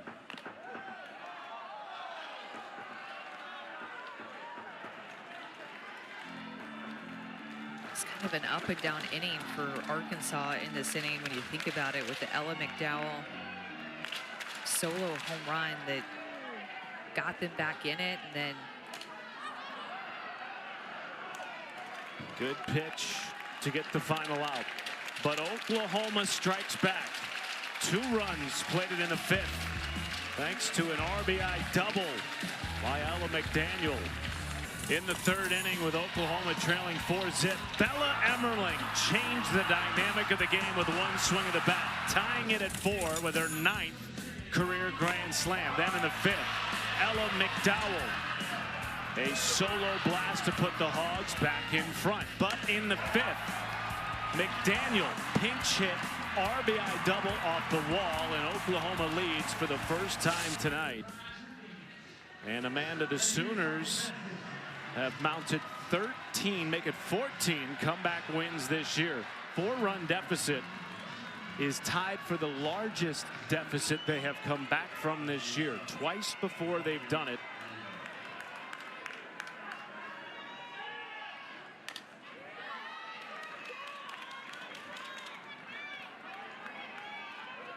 And now we start the 6th with Audrey Lowry back in the circle and Oklahoma leading by 1.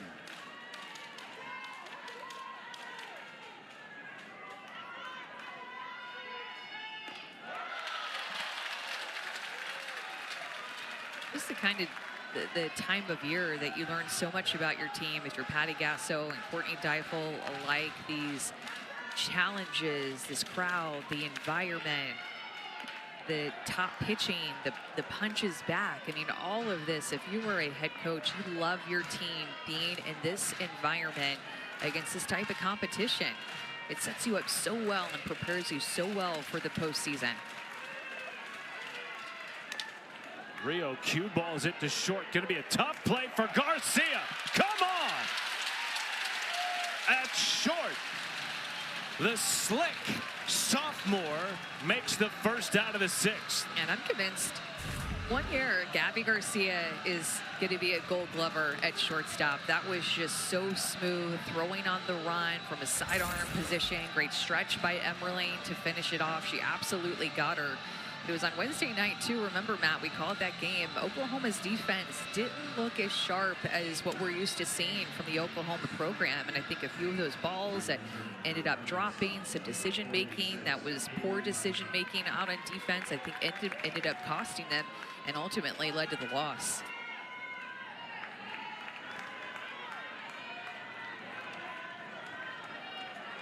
Just looked a little flat on Wednesday night, in the words of Patty Gasso, in the Bedlam loss to rival Oklahoma State. That followed a Game 3 loss to arch rival Texas in a series they won 2-1. But they come into the series having lost back-to-back games for the first time all year.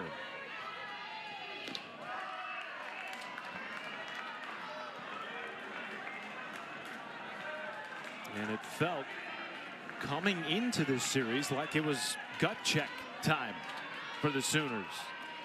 Well, a gut check time against the number 6 team in the country that just had a great series against Mississippi State as Wyckoff takes that walk. Well, the first round of the NBA playoffs begins tomorrow. We'll have KD and the Rockets taking on LeBron and the Lakers. Two of the OGs of the NBA. Coverage begins at 8 with Ernie, Kenny, Charles, and Shaq. We talked about this at the beginning of the show, but Arkansas faced on the road in Starkville a tough Mississippi State pitching staff last weekend. And in game 1, Arkansas got shut out 1-0. And then in game 2 and game 3, they scored 18 runs in those 2 games, won the series, ended up run ruling Mississippi State. So Oklahoma coming into this series knowing that, man, we're a little bit down. We lost that game to Texas. We lost that game to Oklahoma State. Now we have to face another tough challenge against an Arkansas team that is showing some fight, playing with some gusto, and their offense is scoring a bunch of runs. And that Mississippi State pitching staff has one of the best pitching staffs in the country that they scored those 18 runs off of in 2 games.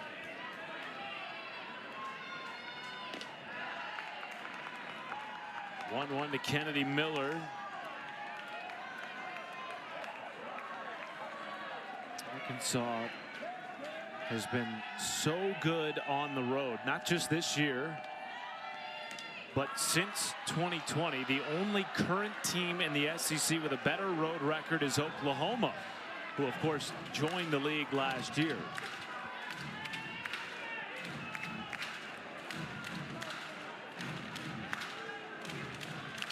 And now Jen Rocha, the Oklahoma pitching coach, out of the dugout. Such a massive series for both teams. Oklahoma came into the weekend with a 1-game edge over Alabama, who won earlier tonight against Kentucky, and a 3-game edge on Arkansas, who despite their record and despite their ranking are actually 6th in the SEC. That's how tight this race is right now, with just 3 regular season series remaining.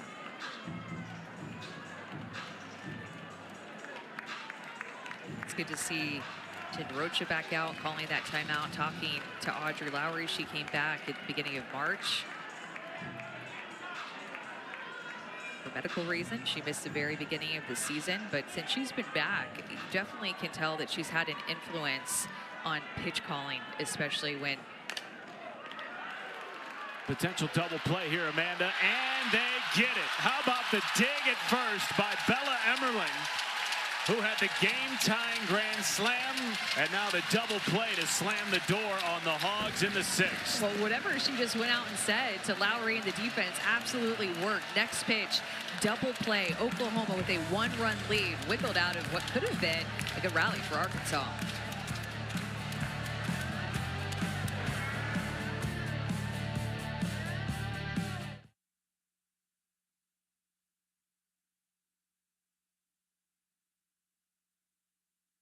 To the top of the SEC standings, Arkansas still well within striking distance. They entered the night 3 games behind league-leading Oklahoma.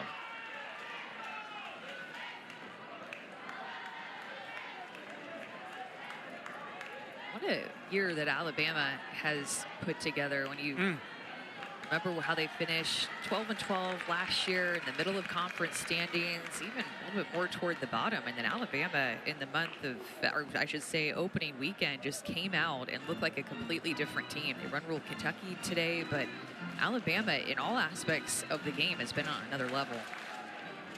Arkansas's lone SEC series loss this year is to the Alabama Crimson Tide. Patrick Murphy has put together a real national contender in Tuscaloosa. It's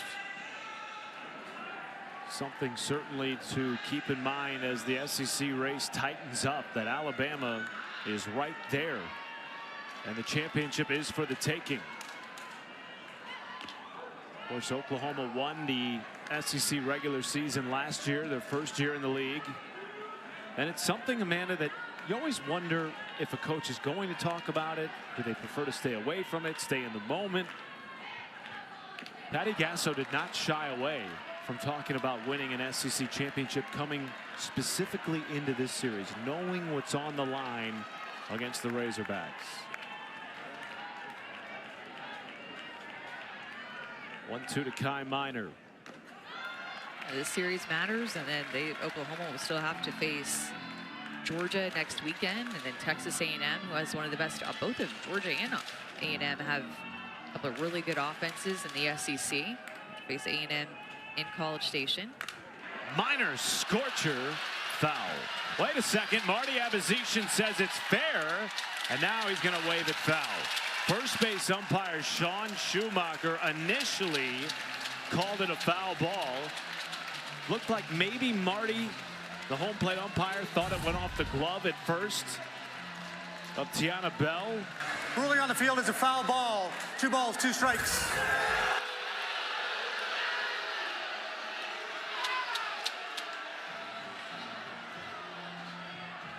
And now Patty Gasso wants an explanation.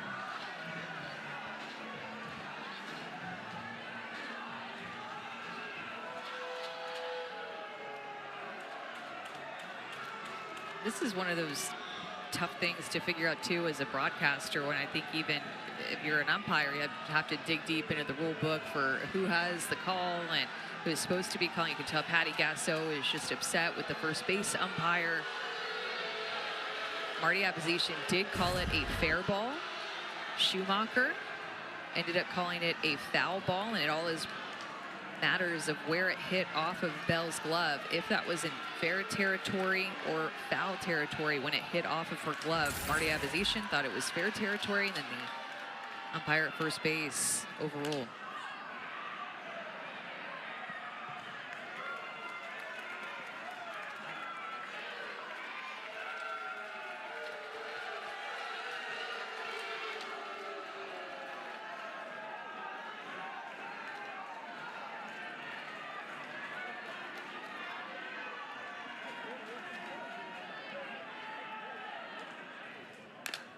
Two.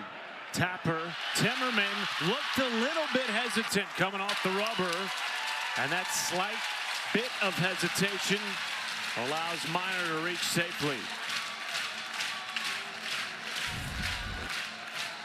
Yeah, there definitely was hesitation, kind of looking down to see where Ella McDowell was, probably hoping that she was going to take that. There's a lot of spin on that. Timmerman also stands at 6'1", so just a long backhand reach for her when she had to go down and get it, knowing that it had to be a quick play, looking to see where McDowell was.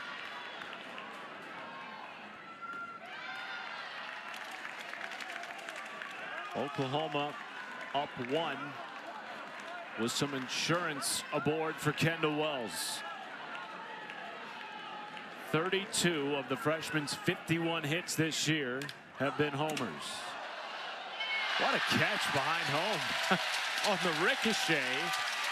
That young man caught it on the fly. And then you get to say, I have a Kendall Wells You get to keep foul that. ball. Look at this. It's not a home run ball, but you'll take a foul ball off of her bat.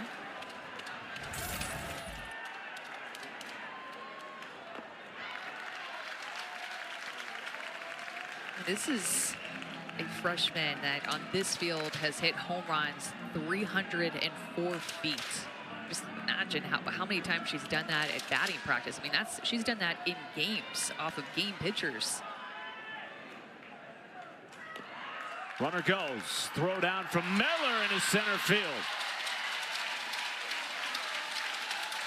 Minor in scoring position.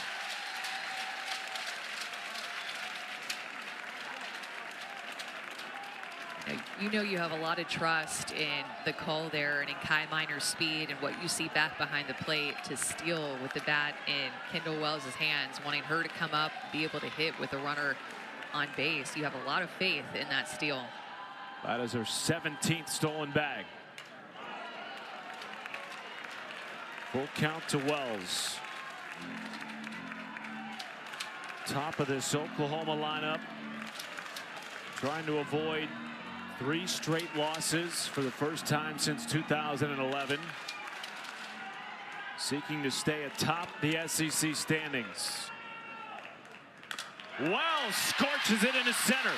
Minor will test the arm of Reagan Johnson and will score. 2-run lead for OU.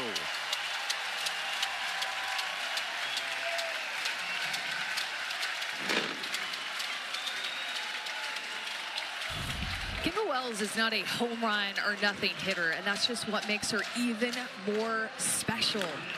Taking that outside drop ball, that is a good pitcher's pitch. Not easy to hit at all, especially for Kendall Wells this year. That's been one of her weaker spots in terms of the strike zone, is a drop ball low and away, but handles it so well to extend the OU lead.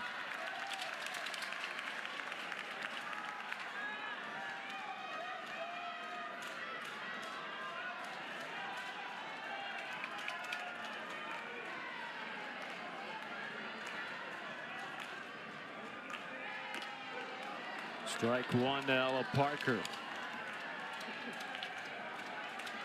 Sailor Timmerman trying to keep this a 2-run game with the top of the Razorback order due up in the top of the 7th.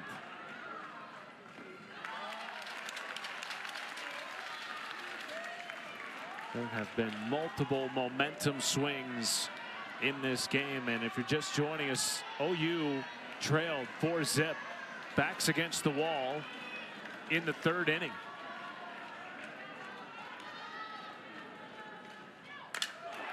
Another laser. This one hit right at Casey Wood, who has come in to replace Dakota Kennedy.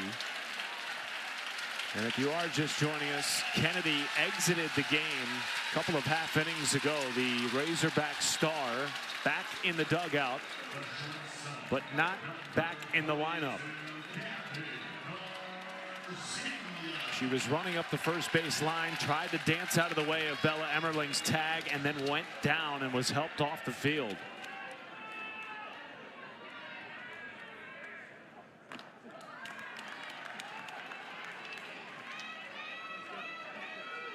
Emmerling, of course, hit the grand slam to tie the game at 4. Then an inning later, Arkansas, on an Ella McDowell solo shot, took a 5-4 lead. Oklahoma has plated 3 unanswered runs.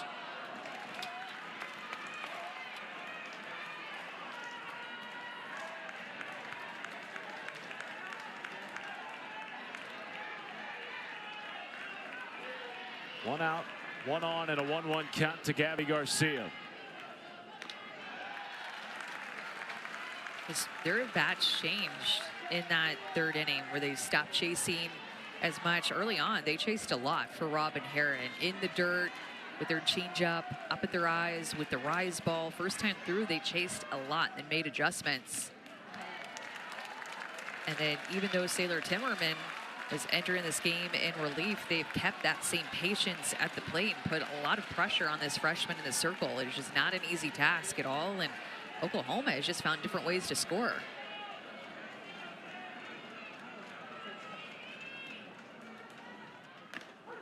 After their offense, Amanda, was held quiet in the Game 3 loss to Texas on Sunday, and again in the loss to Oklahoma State on Wednesday.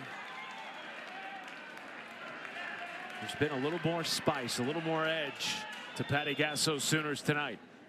And that turns Garcia away from ball 4.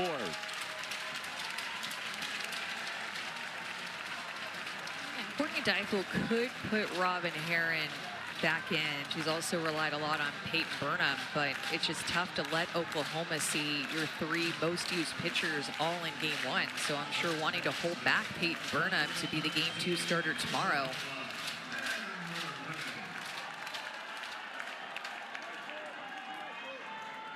Bella Emmerling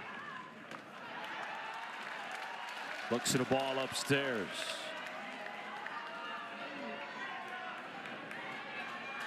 Has Kendall Wells in scoring position at second base. Gabby Garcia at first. Has already plated 4 tonight. Goes after that pitch. You can see just how big that swing is, and it's just a reminder, we just in these last few innings have not seen Oklahoma chase out of the zone like that very often. It's what got him into trouble on Wednesday night against Ruby Malin, who threw maybe the best game of her career. And it got them in trouble early on against Robin Heron. But when Oklahoma is the best offense that they can be, they are making a pitcher bring a rise ball down, bring a drop ball up, bring a curveball more on the plate. And they make you bring the pitch through the zone.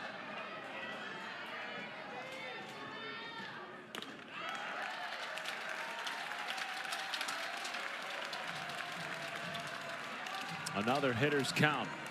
And Timmerman wants to chat with her catcher, Kennedy Miller. Well, you mentioned the Dakota Kennedy injury and how tough that is to overcome for a team, because when that happened, Ella McDowell had hit a go-ahead home run. Just the hitter before Dakota Kennedy getting injured, and a senior, an All-American, the best hitter in their lineup. It's tough for a team to overcome that, especially on the road. Good pick by Miller, but it loads the bases. Back-to-back free passes by Timmerman.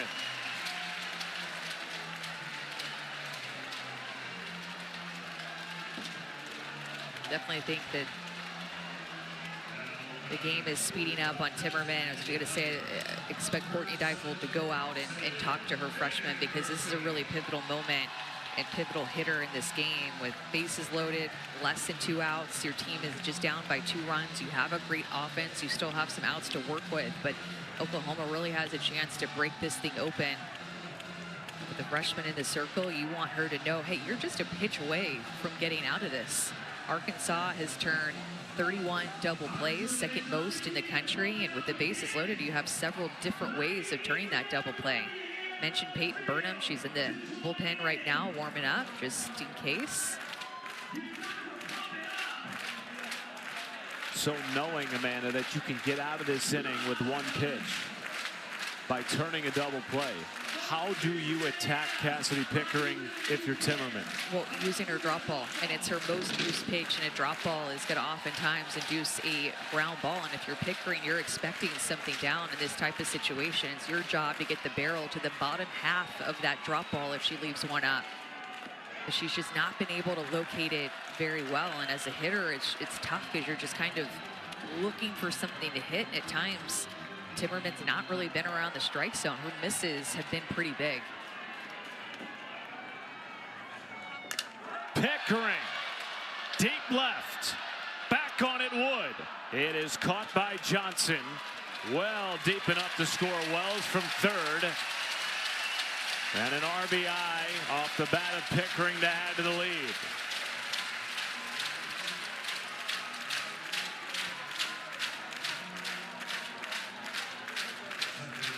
Even that's a big run, you know, being up by 3 versus up by 2.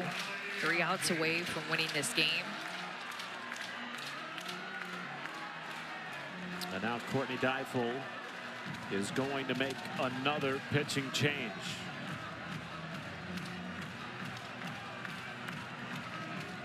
We'll tell you about it when we return. Arkansas down 3 on the road at #1 Oklahoma.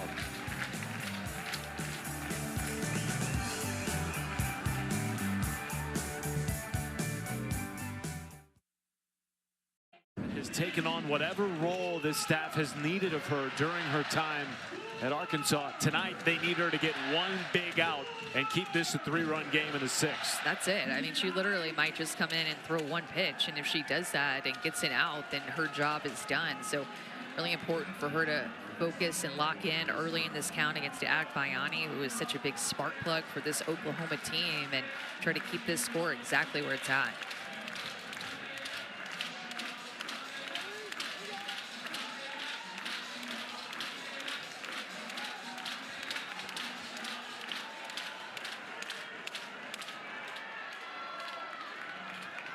With her bunt single earlier tonight, Agbayani has a hit in 9 of her last 10 games. So much speed out of the box. Really applies pressure on opposing defenses.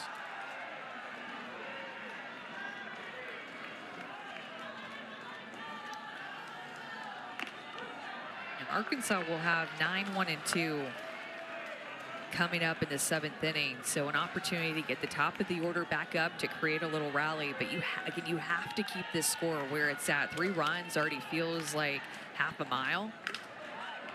And they will keep it at 3. Davison, Johnson, and Bain. Should one of them get on, McDowell. Arkansas down to their final 3 outs.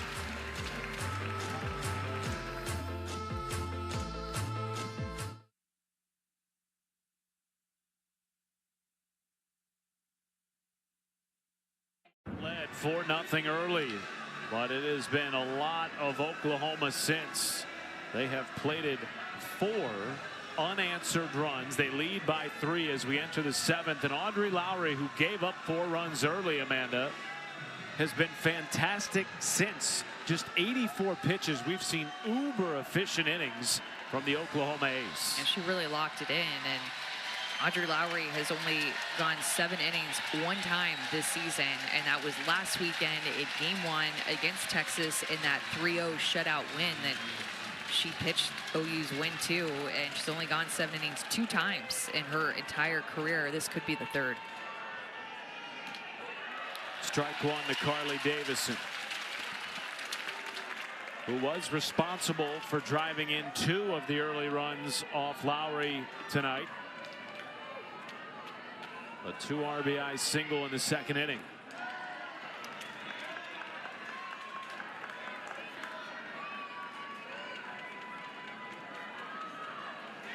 Trying to get on base and turn the lineup over. At the top of this Hogs order. And it just takes 1 good at bat at a time. I mean, Carly Davidson can't win it on her own. Reagan Johnson for sure can't win it on her own, and neither can Brinley Bain, the 3 hitters who are due up. So you just have to find a way to get on base and have a quality at bat that will bleed momentum through the rest of the hitters.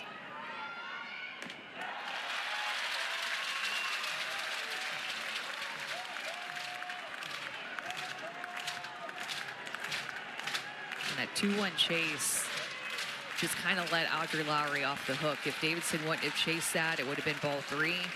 And then she strikes out. Just fed right into Lowry. That 2-1 pitch was so important that Davidson got ahead of herself, chased out of the zone, and then Lowry goes right back to that rise ball up and moving away from Davidson for the 1st out.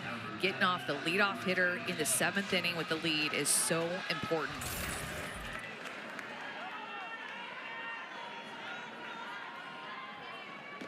One down for Reagan Johnson.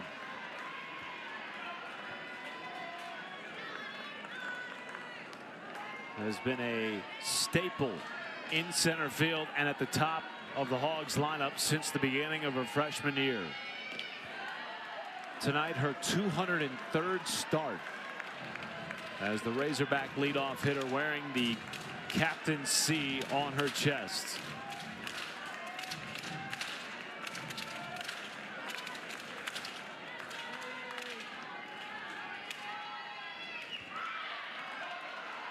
You know, Arkansas just has 1 go-ahead home run in the 7th inning this season. That was actually a Dakota Kennedy walk-off home run versus Florida against Keegan Rothrock, and they have no game-tying home runs in the 7th inning this season. But it was Dakota Kennedy who has been so clutch for Arkansas this year, so good in SEC play. Hate to see her come out of this game because of the injury. She would potentially come up in this inning if a couple would reach, but not looking like she will. Johnson gets aboard with 1 down in the 7th.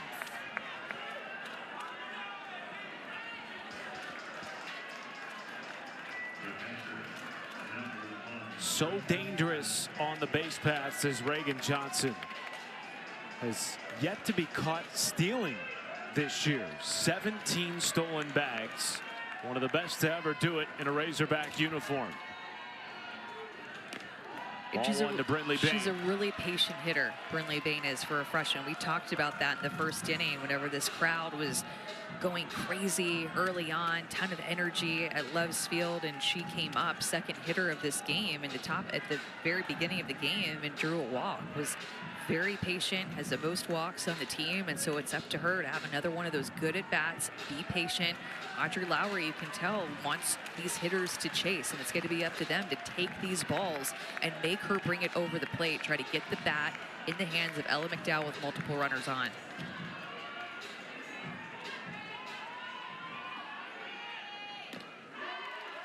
Baines 551 OBP entering the weekend, the best among Division I freshmen.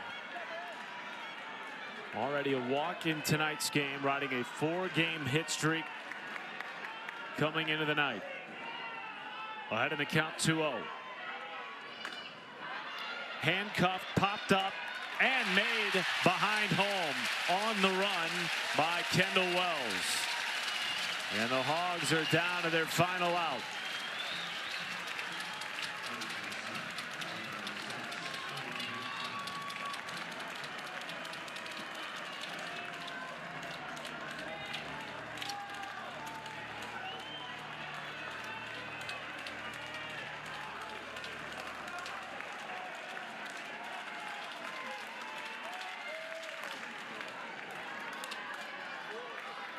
Ella McDowell's last at bat resulted in a solo shot to put Arkansas on top. And she is a gamer. That curveball just did not get in enough. She got all of it.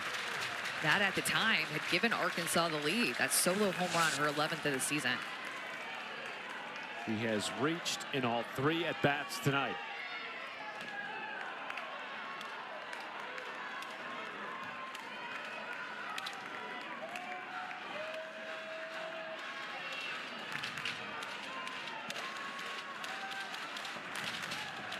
One count from Lowry. Her 100th pitch of the night. Gets past Kendall Wells. Johnson scooting up to second base. You know, I'd be very, very, very careful with Ella McDowell. You have a pinch hitter on deck who is going to be in place of Dakota Kennedy. See if Ella McDowell will get herself out like a couple of the hitters have already in this inning, but you do not want to give her anything too good to give Arkansas momentum. Up the middle into center field. Kai Minor comes up throwing. Johnson into home. And cuts the deficit to 2 on the 2-out RBI single by Ella McDowell.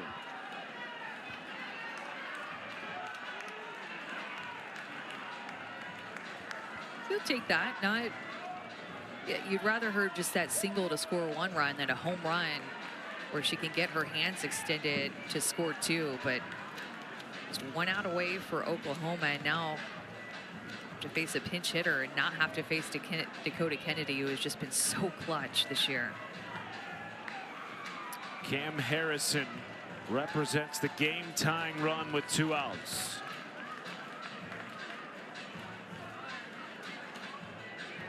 Just 15 at-bats this year for a young lady who also pitches for the Razorbacks. See Ella McDowell giving her some details here, communicating about what she's going to see. This is going to be her first at bat. Harrison, a right-handed hitter, just like McDowell. Look at this leadership of McDowell right here, who's had a fantastic game, just a sophomore. Telling her all the details, everything that she knows about her spin, what it looks like, what to look for, probably some extra belief in Harrison in this moment. Not easy to do at all. Her last hit came February 28th against Charlotte. Now being called upon in place of Dakota Kennedy, who exited the game with an apparent injury a couple of innings ago.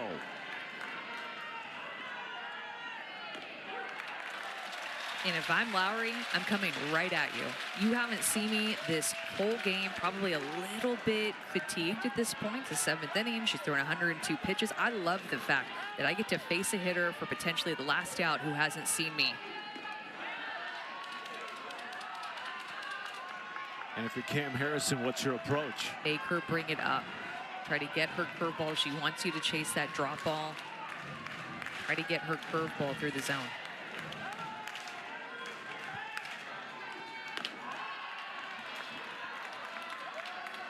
That's what has made Lowry so difficult this season, is because she's been able to throw both her drop and her rise effectively. Split in the zone with both.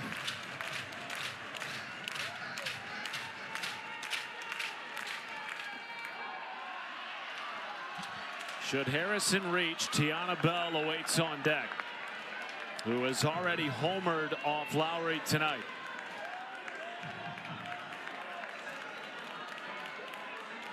Harrison in the driver's seat with a 3-1 count.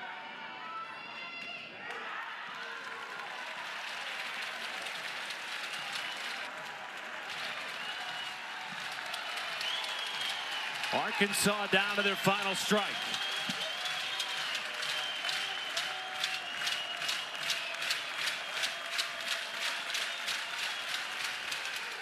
Harrison delivers. Fair ball down right field. McDowell rounding third. She will score. Harrison makes it a one-run game with a 2-out RBI double. What a great at-bat by Cam Harrison.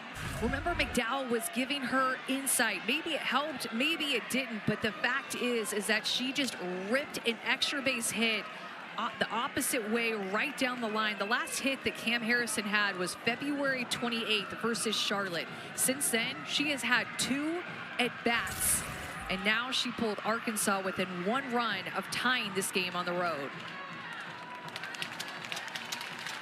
And now Tiana Bell will come to the plate with a game-tying run in scoring position.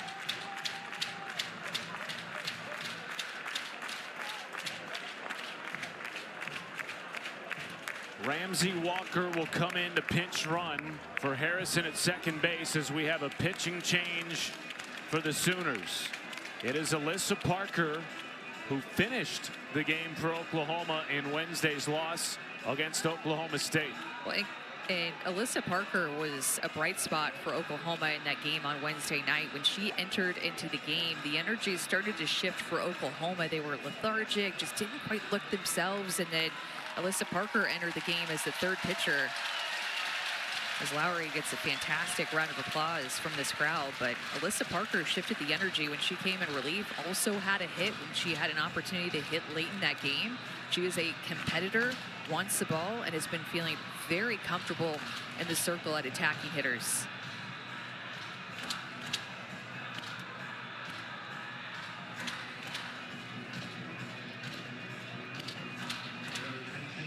And she will face the great 2-time all-conference transfer from Cal, Tiana Bell, who earlier tonight hit her 13th home run of the season.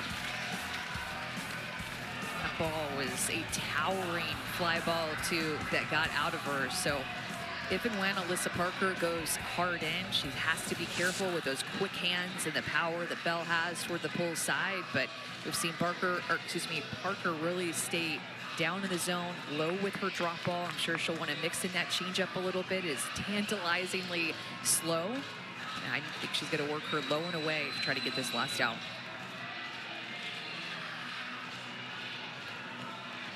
Walker, the pinch runner at second base, represents the game-tying run with 2 outs in the 7th. 45 miles an hour is what Parker throws her changeup at, and it just floats in. That pitch is so crazy slow.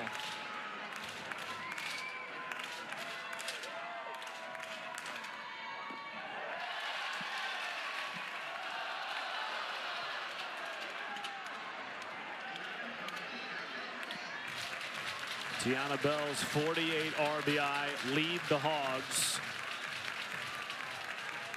in the midst of a record-breaking offensive season. 1-1 up the middle. Fielded deep by Agbayani, and that'll do it. OU takes game 1 from the jaws of defeat. 8-7 in Norman.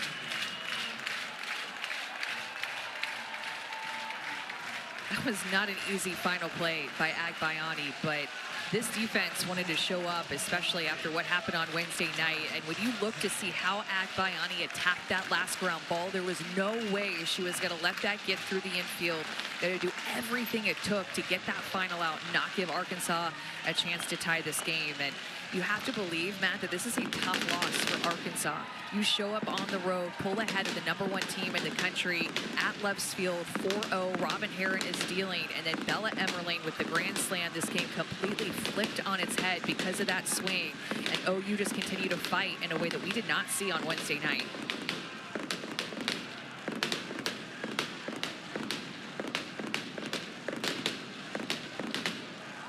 OU snaps the 2-game skid.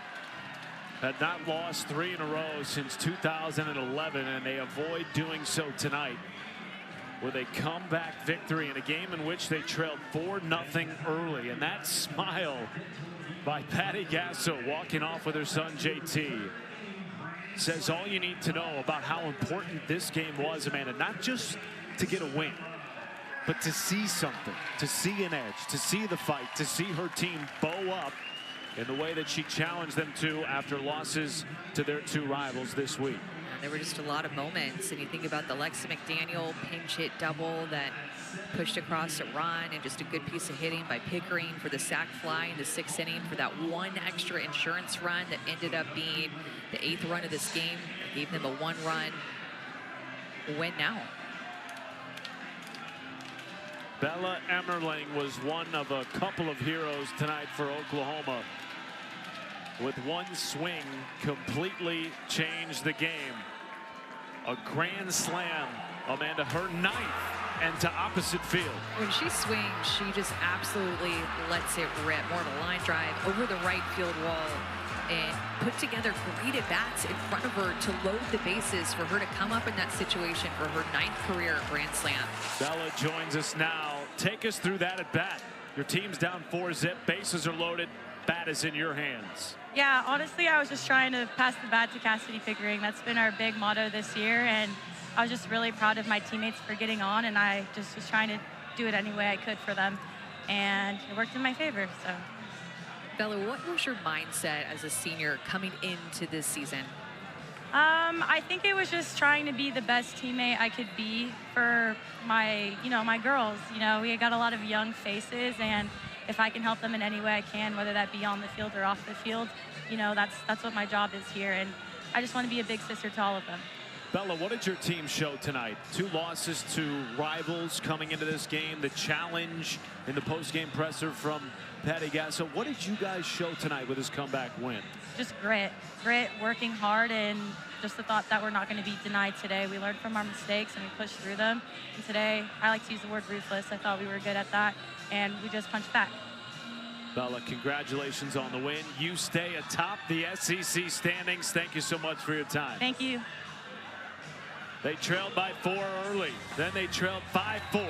Oklahoma comes back for their 15th come-from-behind victory of the season. And they lead the SEC with a 14-2 record. For Amanda Scarborough, Matt Schumacher saying so long from Norman. Oklahoma takes game 1 against number 6 Arkansas.